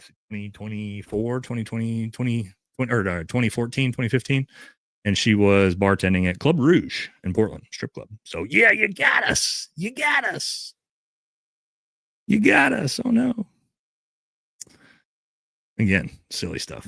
But it's fine. Love Candace, but the truth is the truth. Although the domestic violence is horrible, the fact that he lied about the victims makes him incredible. I agree. Penna says, when someone tells you who they are, believe them. Yes. Oh man, isn't this a great quote right here? You hear this one all the time. Absolutely. Great one, Penna. You should believe him. You need to call my mother. Mitch was training for MOS 18 Delta in 91 while they were dating. He did actually break his back right climbing. Interesting, because he's not an 18 Delta. So, and he met your mom then? Because he was married. Supposedly, when we talked to his wife at the time. So there you go. But yeah, he's not an 18 Delta. He was an 18 Charlie. I know. I have his records. So, guys, you got to do better than that. Got to do better than that. I can look right at him. All right. Mitch smells like counter intel to discredit Candace. It could have nothing to do with CK at best. He's a con man, or he lied for other reasons.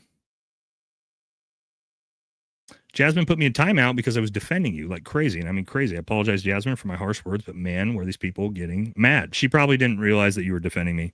Probably thought you were attacking me. I'm losing my ass in subscribers? Am I? Take a look. Let's see.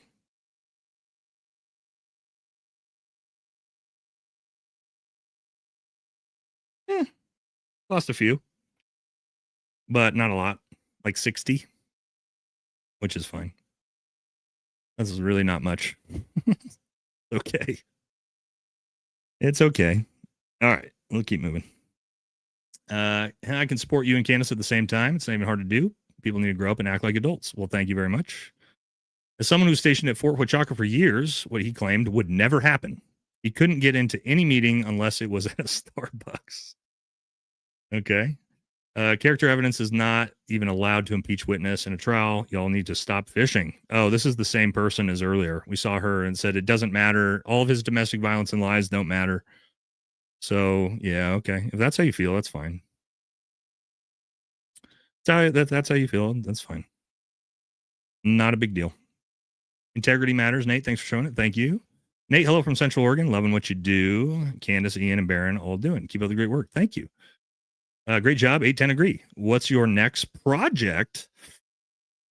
I don't really have a project per se. We've just been doing the holidays. The Epstein files are still pretty interesting. We just bombed Nigeria, which is getting very, very interesting. So I'm looking at probably maybe doing some exposés on that.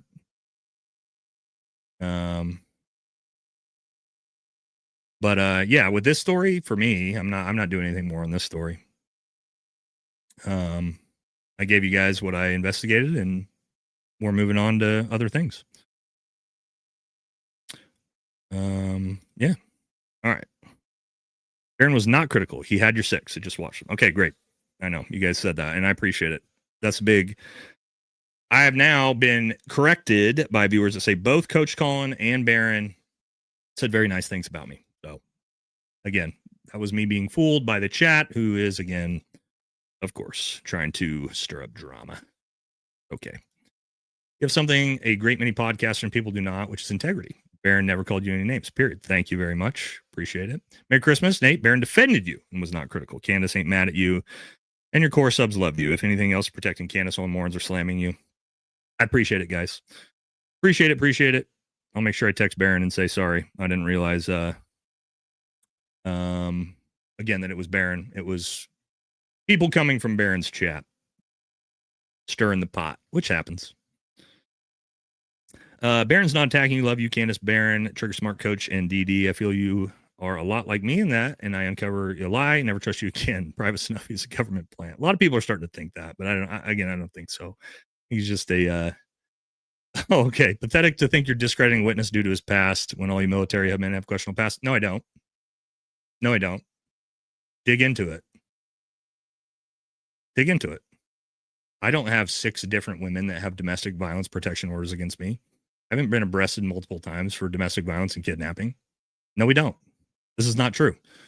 And fuck you for saying that most military people have this. No, they don't. Most military service members actually are very upstanding people, by the way. Vast majority of service members are good men. So, no.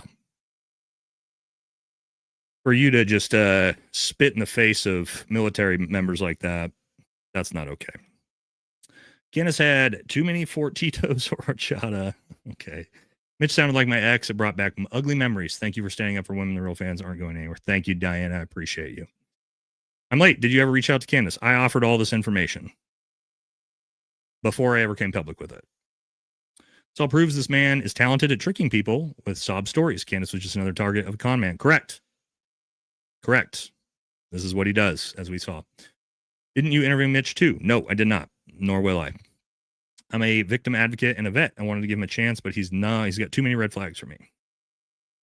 America First, feel better, Nate. Thanks for sticking out for the defenseless. I work with human trafficking. Appreciate the calm voice and chaos. Thank you. Appreciate it. I think it's more likely he found Candace to grift for money or popularity, or is a chance he's a Fed. I don't think he's a Fed, but I do think popularity is a big one for him. He does seem like a narcissist in that way. But money, and considering that he's tried to do this multiple times on podcasts before this, I think probably trying to financially make money off of it was probably the approach he was using. Nate, I'm 34, 15 years in, headed to SFAS. At 15 years in, headed to SFAS. That's crazy. Started watching your vids in anticipation of that, but stayed for everything else. Keep speaking the truth. Well, good luck, man. 15 years in and headed to SFAS at 15 years in. It's crazy, dude. Take care of your body, man. Definitely take care of your body. How are people hating like this? Just hear him out. Yeah, I know. Erica came out with a day late alibi. I haven't seen that. Navy SEAL here, 6 combat tours. Anyone who uses being military to talk about losing their soul to get out of shit is 99% of the time a liar with 0 combat. See, we understand this, right? That's why all of us heard his story and immediately said this is bullshit. Ain't this whole Antifa stuff overblown? Thing is, if you're Antifa, wouldn't that make you Profa? I don't know. We're not talking about Antifa today. Thank you for doing this. Your intent was perfectly clear from the beginning. Thank you for not embellishing your position with dream confrontations. Thank you. Mitch's story is accurate when the first thing they would do is put out misinformation to discredit. Yeah, man, they somehow wallop together all of that documentation. If you want to believe that, that's fine. AJ says, W Nate, thank you, AJ. Thanks for always being here. We got some of the big dog regulars here. Send an email on 1220. You should look at it. Also, maybe first group are the fairies, but we 7th group boys get down. Platinum level Florida, man. The 7th group boys are like 7th group and first group got a lot in common. We're the vacation group guys, right? Like if anything questionable is going on, it's usually 1st and 7th group. I wish you would have given me your email, man. We get so many emails, but I'll look back on 1220. I'll look for it. All right. Oh, whoops. Fonda, thank you. Scottish says, I respect you and what you say, even if you're a glorified ditch digger. Keep the faith. Sincerely, a former squid. Deck Tech, Iowa, BB61 from 1986, 1989. Thank you, Scottish. Appreciate it, brother. Great beard, by the way. If this doesn't get you on Candace's radar, I don't want to be on Candace's radar, to be honest. I just wanted to show who this guy was and move on. You know what I mean? Nate, F the haters, dude. Please make sure your wife knows. We know she wasn't a stripper. What are your current thoughts on the exploding mic theory by John Bray and Barron? I have to look at it. I mean, I remember the initial one that came out early. The exploding road mic theory I have not seen yet. Did Ian put out a video, but I thought it was about the electrocution theory. But if Ian put out a new one, then I'll have to take a look at that.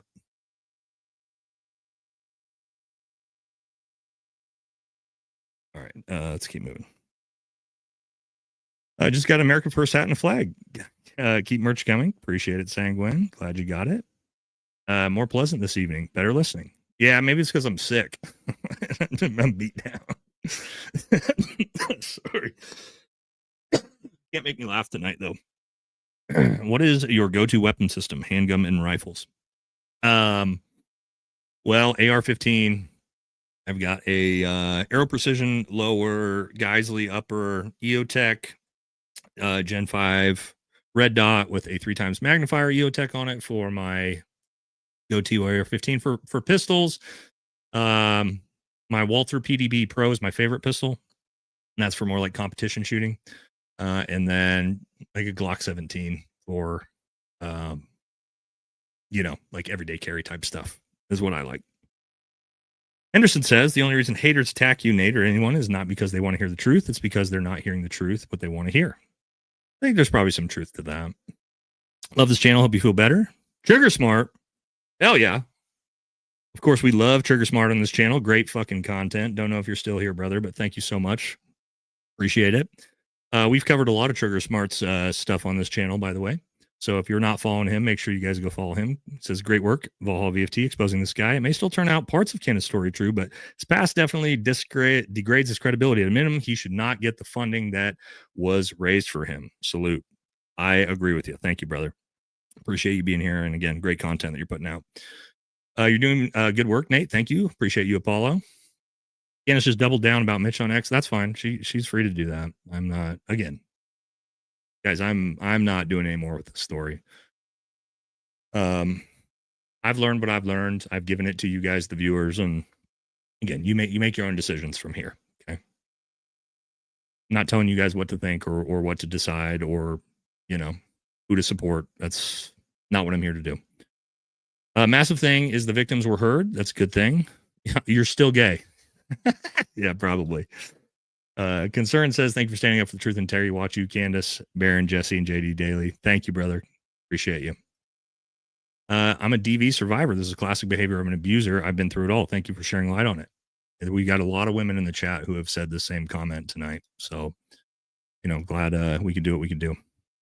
I want to say the story to be true. Then she had him on your show, and anyone with discernment could tell he was lying. His story did not make sense. Yeah. Adam says, fellow veteran here, I appreciate you taking the time to uncover the stolen valor and bringing the receipts on the scumbag. Merry Christmas and keep doing your thing. Thank you very much, Adam. I appreciate you. Thank you for the generous donation. And yeah, we're doing the best we can. Was the F word necessary to a woman in chat? I don't know. What did she say? I don't remember talking to a woman in chat. Was that the comment that said all soldiers commit domestic violence? Then yeah, I don't apologize for that for a second. If that's what you wanted me to do. I didn't realize that was a woman. I was just a person I thought was a disgusting human being and a terrible comment to say about our service members. So no, I won't be apologizing for that one. Will you and Brent have him on to expose this disgusting man? Brent's busy, guys. Brent's busy dealing with some. I talked to Brent about getting involved in this, but he just doesn't have the time right now. He was interested, but he's got some. Brent's got some other things to deal with right now, as we all know. Okay. People need to realize Fort Huachaca didn't matter till a guy with zero credibility brought it into the investigation. It was a distract for the truth. Yeah, again, if he doesn't show up, what does Fort Huachaca mean? And also, if who he said he saw there wasn't there, there's no story there, America says, thank you. You've proven to be honest. Appreciate it. If Nate says Charlie Kirk was at Walmart, then Charlie Kirk was at Walmart. Let me be very clear. I did not actually see Charlie Kirk alive at Walmart. We were just kind of making a point with that. No, we're drinking tea. We're drinking tea, unfortunately, tonight. There's been no whiskey tonight. And we're just trying to survive. We're trying to survive for all the chat, because you guys had to get this one tonight. Because what if I wouldn't have showed up tonight? You know what everybody would have said. Nate, back down. So we had to do it. You don't need anything to pull up those convictions with a background check. Kind of true. Let's see. Keep up the good work, man. Can tell you do your due diligence before the show. Thank you for service. I try to always make sure I do. Where does that leave us with Charlie Kirk? Great question. That's probably what we should get refocused on. Here's Magic Talisman for the algorithm. Bunch of Israeli flags. Thanks for the content. Thank you. The spewing the days before this episode is disappointing. Everyone is on just for the clicks. America first and only. Cheers, Nate. Yeah, we took a lot of heat for it. It's okay. I think your investigation is Mitch is credible, but how quickly you write off Anthony Aguilar made me skeptical. Anthony is honorable. You know, here's the thing. I've been thinking about this one, and I may have been, I don't know if I was wrong about Anthony Aguilar. I may have been misled about Anthony Aguilar. So I am thinking about doing an episode potentially correcting the record on that one. Although I don't know if it's correcting the record, but I do need to look more into it. Because the more I've seen from Anthony Aguilar, the more I do agree with what he's saying. So I may have been wrong. But again, I need to do more investigative work on that one. But to your point, I am looking back into that. Because again, if I was wrong, I will correct the record. I 100% will always do that. Thank you for giving victims a voice. Appreciate you. Thank you. Kendra says, Nate, you're a credible, rare type of man for your stance on these abusive POS. We see you aren't doing anything but bringing the facts. Thank you. Appreciate it. JD is a criminal. Why have him on your stream, but Candace can't refer Mitch? Because JD doesn't have 30 years worth of domestic violence against women and children on his record. It's pretty simple to me, actually. Pretty simple. Thanks for being the type of masculinity the world needs. These type of days, appreciate you pretending to stand up for what's right. Thank you. Appreciate you. Also, I was on Team 10. We took a lot more cartel drugs and money, and they didn't come after us at all. Cartels wouldn't risk exposure for that shit. Yeah, the idea that the cartels are going after military members, I mean, it was silly to begin with. We know the story's not true anyway, but, you know. I don't even know who Candace is, but thank you for your service, and thank you for being bipartisan. I respect your opinions. Thank you. Those defending Mitch, you are also defending Epstein. I mean, well, a lot of people do that. I mean, since you think it's so wrong to consider someone's past and all, I want to believe what Mitch was saying, but ultimately something felt off. I'm not even sure what it was, but my BS alarm went off. Yep. Erica and Brian could disprove it. Wild people will ignore abuse for juicy story. Nate, as a former Trumper, now professional noticer, Gen Z vet, these streams make it easy to stay and save money with the cheers emoji and keep speaking the truth. Appreciate you, brother. Glad you're enjoying it. And yeah, try to save some money, man. If you're a vet, because you know we're not all doing that well. You're live on Gary's channel right now. I was confused. I'm live on Gary's channel. Gary was live earlier, but I think so. Thank you for giving domestic survivors a voice. People don't understand that these abusers will do and say anything and everything to get what they want. Yep. What people don't realize is that if the cartel story was true, they would hunt down his entire bloodline family to get him to keep up the work. Yeah, family to get him, keep up the good work. Yeah, the whole cartel story we know is just made up. Seriously thought him being a monster, wife and child abuser, and a liar may give you insight on what he might do in the future. Best indicator of future behavior is past behavior. It matters. Dumb chat. Been here since before all of this and was mostly just military in the chat. You combat vets are the real ones. Thank you. Appreciate it, Juliet. Didn't you interview Mitch before Candace did? No, I didn't. Nope, I did not. My God, how much money did you make on this one? I have no idea. I'm telling people to stop donating. Love you guys, but you guys crush my soul every time because you know we'll have to grind through them. And again, sick Nate still just here doing it, and that's fine. It's fine. All right, let's keep moving. Candace caught TPUSA. Caught TPUSA covering up Erica's alibi for Fort Huachaca. She posted on Instagram now. TPS catching themselves up on false alibis. Okay, sure. Erica Kirk was at Fort Huachaca the day before Charlie got killed. Again, if you guys can believe whatever you want. George Webb and Pascal now asking Mitch for a chat. Yeah, I did see George is actually digging up to find out if Mitch is a Fed trying to set up Candace, by the way. I did see that earlier. With a patch like Mitch's pass, I wonder how he thought it was not going to show up. I don't know. Just shows how crazy he is. Yeah, I don't know. Jesse on fire. Oh my gosh. Jesse's here. Jesse's done some good work on this too as well. Jesse says, what's up, stud? I just got on. How'd the stream go? What's up, everyone? Merry Christmas to everyone who doesn't have multiple women with orders of protection against them. Love you guys. I don't know if Jesse's still here, but love Jesse, man. Jesse did some really good work on this as well.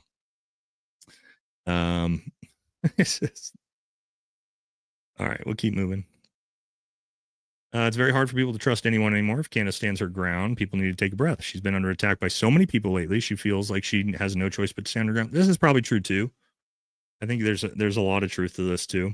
Again, I'm not attacking Candace. I haven't said one negative word about Candace from minute one of this stream. So, P.S. Absolutely enjoy the show. Keep it up. Thank you. Did the person ask for crowdfunding or was it set up? I don't know. This I don't know. Good question. I have no idea. Okay to have bad lead. Happens all the time. It's next. Yep. Eddie V. You seen the bot spam on your last? Oh yeah, we got a lot of people on for my head on the last one. It's fine. George Santos and Mitch Snow podcast. Anyone? That'd be an interesting one. Just here for more dump truck pics and the Stars and Stripes overalls. Merry Christmas, brother, fellow Oregonian here. Justin. Thank you. Appreciate you, brother. The background does matter. We care. The question people are having is why you attacked Candace. I didn't. And diverge the Cork story. I didn't diverge any story. Baron did not attack you. He defended you. I'm with you on exposing Mitch. It's a yes and situation. I appreciate it. And yeah, we're aware. Baron said some nice things about me. We appreciate it. But no, I didn't attack Candace. Ain't ready for the Marines yet. Oorah. How many times are you going to say you're not doing any more episodes on this? I keep returning to this like a dog. What are you talking about? I've done one episode on this. This is it. This is the episode. What are you talking about?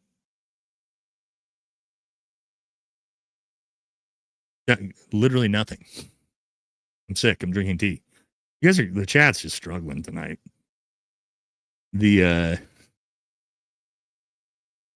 controlled opposition chat's really struggling. You guys are really struggling. We already did the poll, guys. We polled 80+% of people don't believe Mitch Snow. The poll's over. Again, attack me all you want. It's fine. I know my community doesn't believe the BS. And so we're moving on.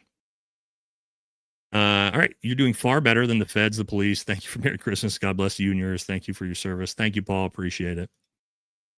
We can tell you care about this topic and speak the truth. We can hear it in your voice. Don't let these dumb comments get to you. Sending support from Houston, Texas. Yeah, guys. I mean, the amount of support I've got on this tonight is wild from the community. And I appreciate all you and I love you guys. Anyone that or anyone with that many common denominators saying what shitbag he is enough for me not to trust a word he says. That's where I'm at. You're awesome, brother. Portland, appreciate you. Thank you. Please explain why Doc Holliday said, I'll be your Huckleberry. I don't know. Great work, Nate. I wish there was more men like you in the world. I appreciate it, Bella. Thank you. Thank you, Daniel. Biggest reservation I had about him from the beginning was why he took so long to come forward. I think he followed Candace closely and formulated his plan. And from there, a true con. You're right. That is, it was 3 months later. He randomly all of a sudden realized it, right? Great point. I didn't think about that. Which would have us believe that his ex-wife broke both his thumbs with a hammer and dislocated his arm. Correct. He did say that on that podcast. And that he's a victim of multiple women and the courts, but he outwitted the cartel. True. He has said all those things. I see you got the call from TPUSA. Yeah, they got me, dude. They got me. I'm a gay fed. They got me. I'm a gay fed with a stripper wife. You guys got me. All right. Many people think you are attacking Candace because you said you were going scorched earth. Yeah, on Mitch. I went scorched earth on Mitch, and that's what I did in this episode. That's what I said I was going to do, and that's what I did. I haven't said a negative word about Candace, not one. So it says clip that. Yeah, guys, you're fine. Oh my God, no, that's not what you said. Oh, okay. Yeah, the story's over. It is all over. It is over. I mean, everybody, like other people are free to continue with the story if they want, but for me, it's over. They slid me 100K. God, I wish, dude. That would have been dope. That would have been dope. That would have been sick. Erica's dad found Raytheon Israel out of Arizona. Have fun with that rabbit hole. Yep, that's true. Didn't have anything to do with this story, but he did in Israel. Got some jalapeno beef jerky for the respiratory BS. Interesting. I do have some of that in the pantry. I'll have to look at that. Thanks, AJ. Jimmy says you make reasonable points, but you seem to keep implying the audience kill the story. No, I'm not telling anybody. to kill any story. Everybody can keep doing whatever they want with this story. I've said I'm going to bring you guys the information I have, and you can make whatever decisions you want. That's 100% up to you. For me, the story's over.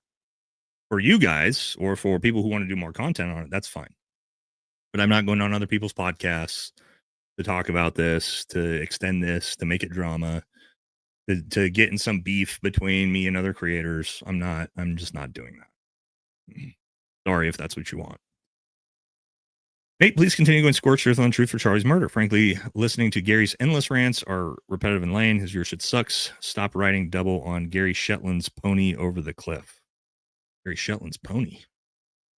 I got here late. I've been waiting all day for this episode. Thank you for your content, Nate. Thank you very much, Bieber. Appreciate it. It's very, very generous of you. Thank you very much. Don't mean to sound like a dick, but Randy Fine needs to be deported to Gaza so he can get the weight loss plan he deserves, or will he eat all of the food when he gets here and continue to starve everybody else? Who knows? Donate the proceeds from this episode to the DV or crisis response in your area. Yeah, we could probably think about doing that. Me and JD are going to do an entire episode on that. I think that would be a good way to do it. Please don't go on Alex Jones. I was invited to, and I've got nothing against Alex, or I've been on Alex Jones before, but I'm not going on Alex Jones to stoke this story or to try to continue this drama with this story. I know people want me to, but again, I'm not going to. Again, I brought you guys. I'm not shutting down anybody's leads. There's no leads. I'm telling you, I brought you forward what I have, and you can. I'm starting extra shit. Like, this chat is just, it's unreal. It's unreal, but it's fine. Wild stuff.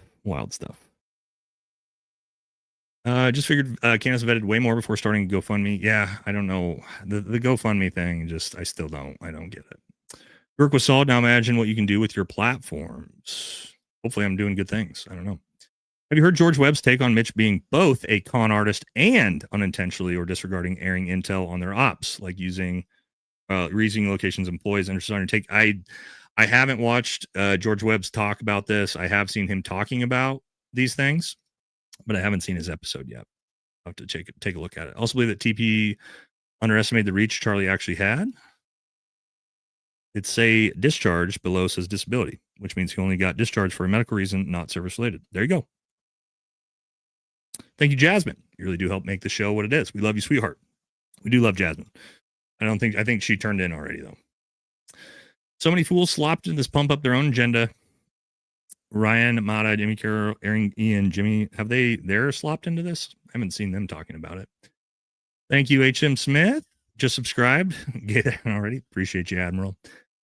Tom says, I'm with you, Nate. Even if true, he was boring, but I could tell he was lying from the darting eyes. The problem is, why didn't Candace vet him better? Look, again, he had enough documentation that he could sort of fool her into believing it, I think. That's my biggest take on this one. But I don't know. Where was it at? Fire cider, elderberry syrup, detox bath, healed. My wife's just got some type of tea. And it's a struggle, guys. I'm definitely gonna be racked out as soon as we're done with this one. It just says, so damn drunk right now. Merry Christmas, homie. Thank you. Appreciate it. Huachuca. It's Lake Titicaca, Fort Titicaca. Seems you may have struck a nerve with the special interest groups. The troll farm is working overtime in here tonight.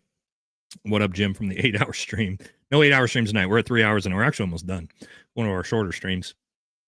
Nate, do you think there will be a return to the American Thor channel?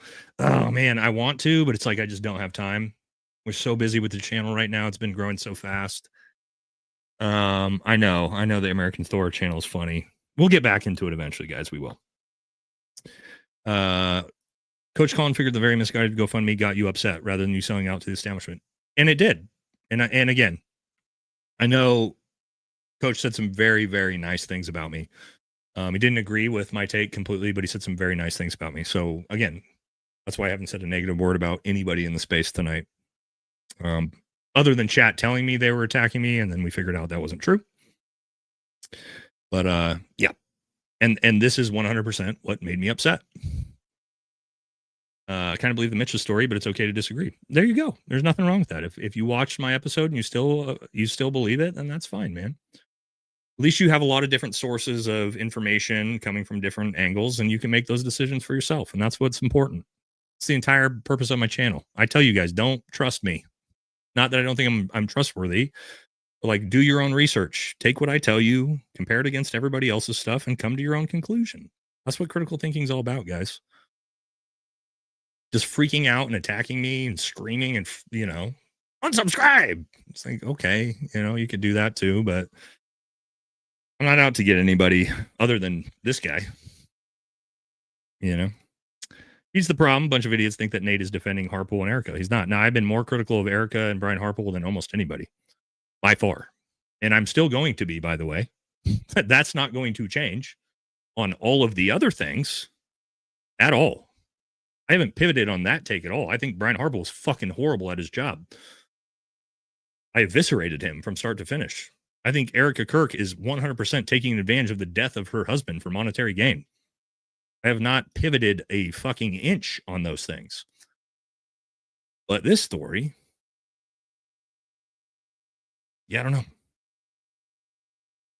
It's just not there for me, Been hiding since November 1963. Can I go for a GoFundMe? Somebody might be able to get you to set one up. Nate, you're right. My ex was an abuser. Now abusers are easy to spot. Anyone ignoring this abuser jerk, thanks for exposing psychopath Mitch. Thank you. Uh-oh. Hold on. Hold on. Hold on, guys. We got something from Candace that just came out. Hold on.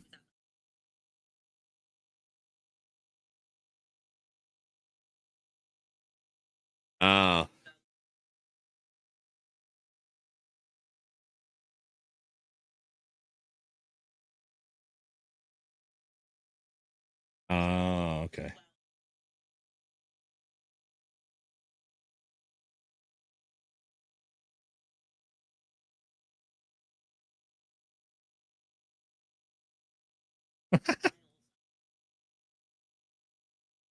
She's tripling down. Oh, that's fine. Candace is tripling down, I guess. So that's fine. Again, no big deal. I've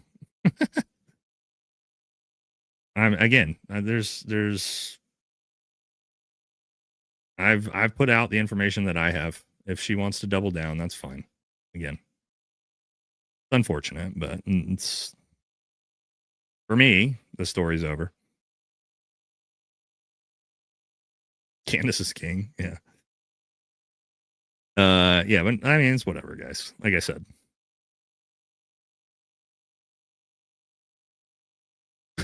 It's crazy, dude. All right. Anyway, we'll keep moving. All right. I know this is wicked corny, but it would be super cool to see. Oh, also, she called out Gary from Paramount Tactical, but she didn't say anything negative about me. So,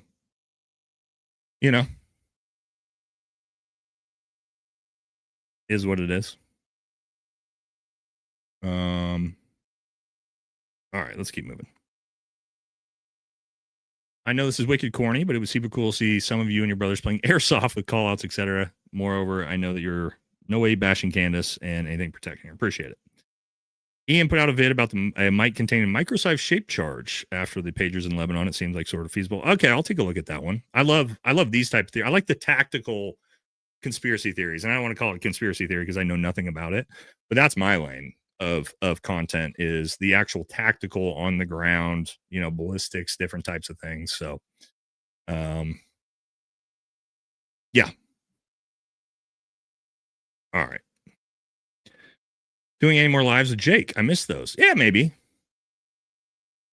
I'm with you, brother. Thank you for always being honest and correcting your mistakes. God protect you and your family. I hope you all have a great Christmas and New Year's. Thank you. Appreciate it. Reading this chat. What's wrong with people? Mitch or whoever the fuck his name is. A con. Geez, nothing to do with Candace. I agree. Sold out like you said you would. Got the call. Oh, you're right. I did. I sold out. I got the call. Do you have an opinion on General Michael Flynn? Interesting one. General Flynn says a lot of stuff that I really like, and then sometimes he says some stuff where I'm like, what the fuck is this? But I do actually like General Flynn overall. Yeah.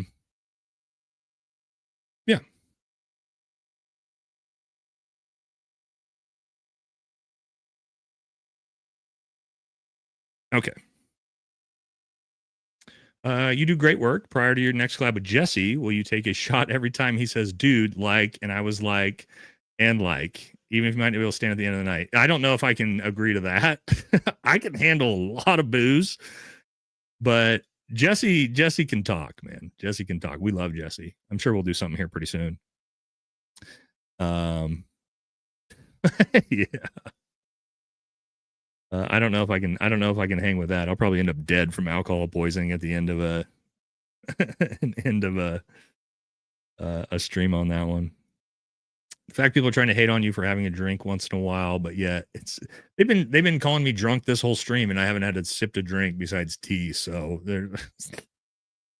you would know if I was drunk.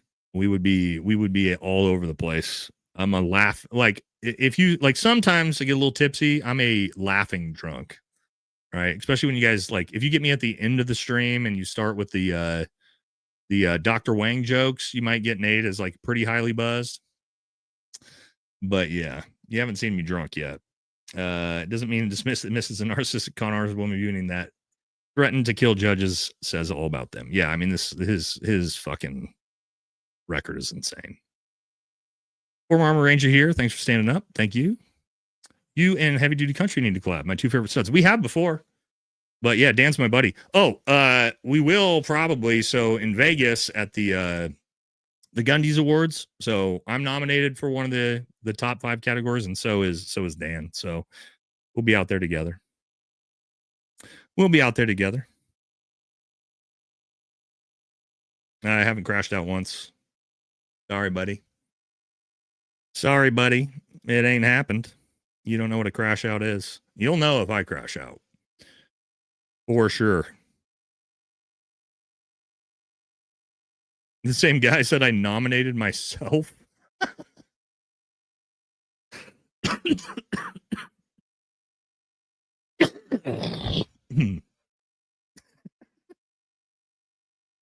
Yeah. Okay. I've been watching you since Charlie. Please don't sell out like Gary. We need to unite and find the truth. The Fed story cannot be trusted. I don't know if Gary's really sold out, though. He believes, look, I disagree with Gary on a lot of things. The 30-06, I think it's ridiculous. Gary thinks it's possible. But whatever. He's my friend. And when it comes to Mitch, he's right about Mitch as well. So there's that. But we disagree on a lot of other things, and that's fine. You can disagree with people and still be like, this is the crazy thing. Like, we're getting to the point we can't have disagreements without hating each other. You're seeing it with this story for sure. A lot of people have been very respectful about this story, and then just people just the visceral hate. It's very bizarre. But you guys aren't going to tell me what to think or believe or what to do content on. If I'm passionate about something, I'm going to give my perspective on it. You know, I don't have to curtail to what other people think, and neither do you guys, by the way.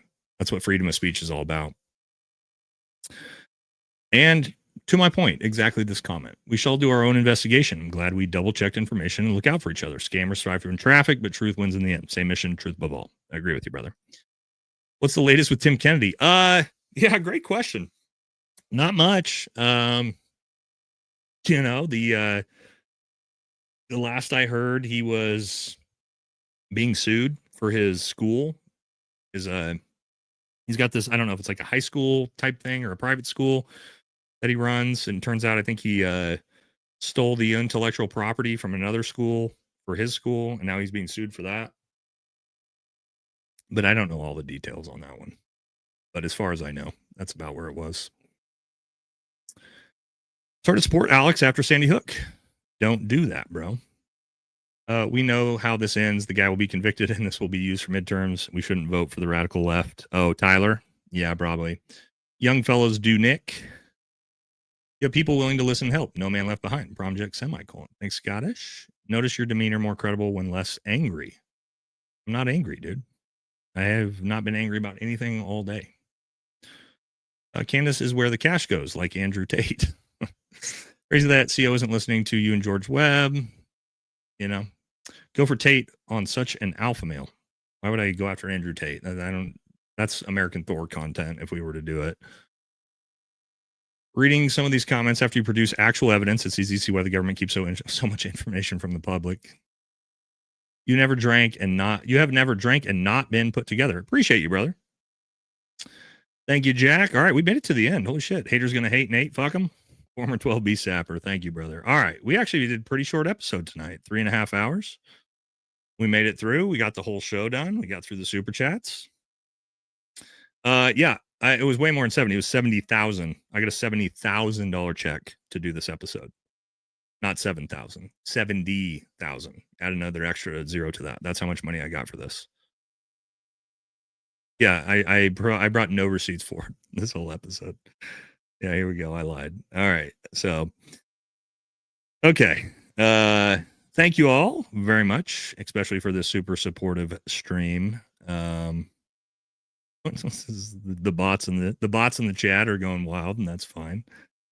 Hopefully you guys got a lot of information out of this. And again, you're going to be able to make your own decisions going forward with, whatever information comes out beyond that. That's fine. I'm not, unless something crazy happens, right? I don't really see me needing to do any more content on this. We'll move on and we'll continue. Again, my channel has not been like completely reliant on this Charlie Kirk story. We've done, I think the last real video I did on Charlie Kirk outside of talking about it on the lives was in October. So we're going to, no, it hasn't. It legitimately hasn't compared to other channels. I think October 26th was one of my last main videos on it. We've done some lives here and there on it. But yeah, we got plenty of other stuff to talk about. Epstein files are getting wild. And so, yeah, we'll get back to some stuff. Hopefully I got some ideas for content coming up in the next couple of days. Tuesday, we'll have another live. And yeah, we'll see what's going on. So what criticism? What can I not take? I don't understand you. I don't understand some of you in the chat, man. But it's okay, right? Love y'all either way. And yeah, let me know what you guys think, if just watching the chat's wild. Anyway, to everybody who super chatted, to everybody who's with us the whole way, hope you guys enjoyed the show. We will be back on Tuesday for our regular scheduled live. And yeah, that'll do it for us. I brought you guys my take on this entire thing. And we will be moving on. So hope you all have a good night. Hope you have a wonderful Friday night. We're on Friday night, right? Yeah, Friday night, day after Christmas. Enjoy the time with your family if you're still with them. And that is going to do it for this one. I got to go rest because I am literally dying. So thank you all very much. I'll catch y'all in the next couple videos and then on Tuesday. See ya.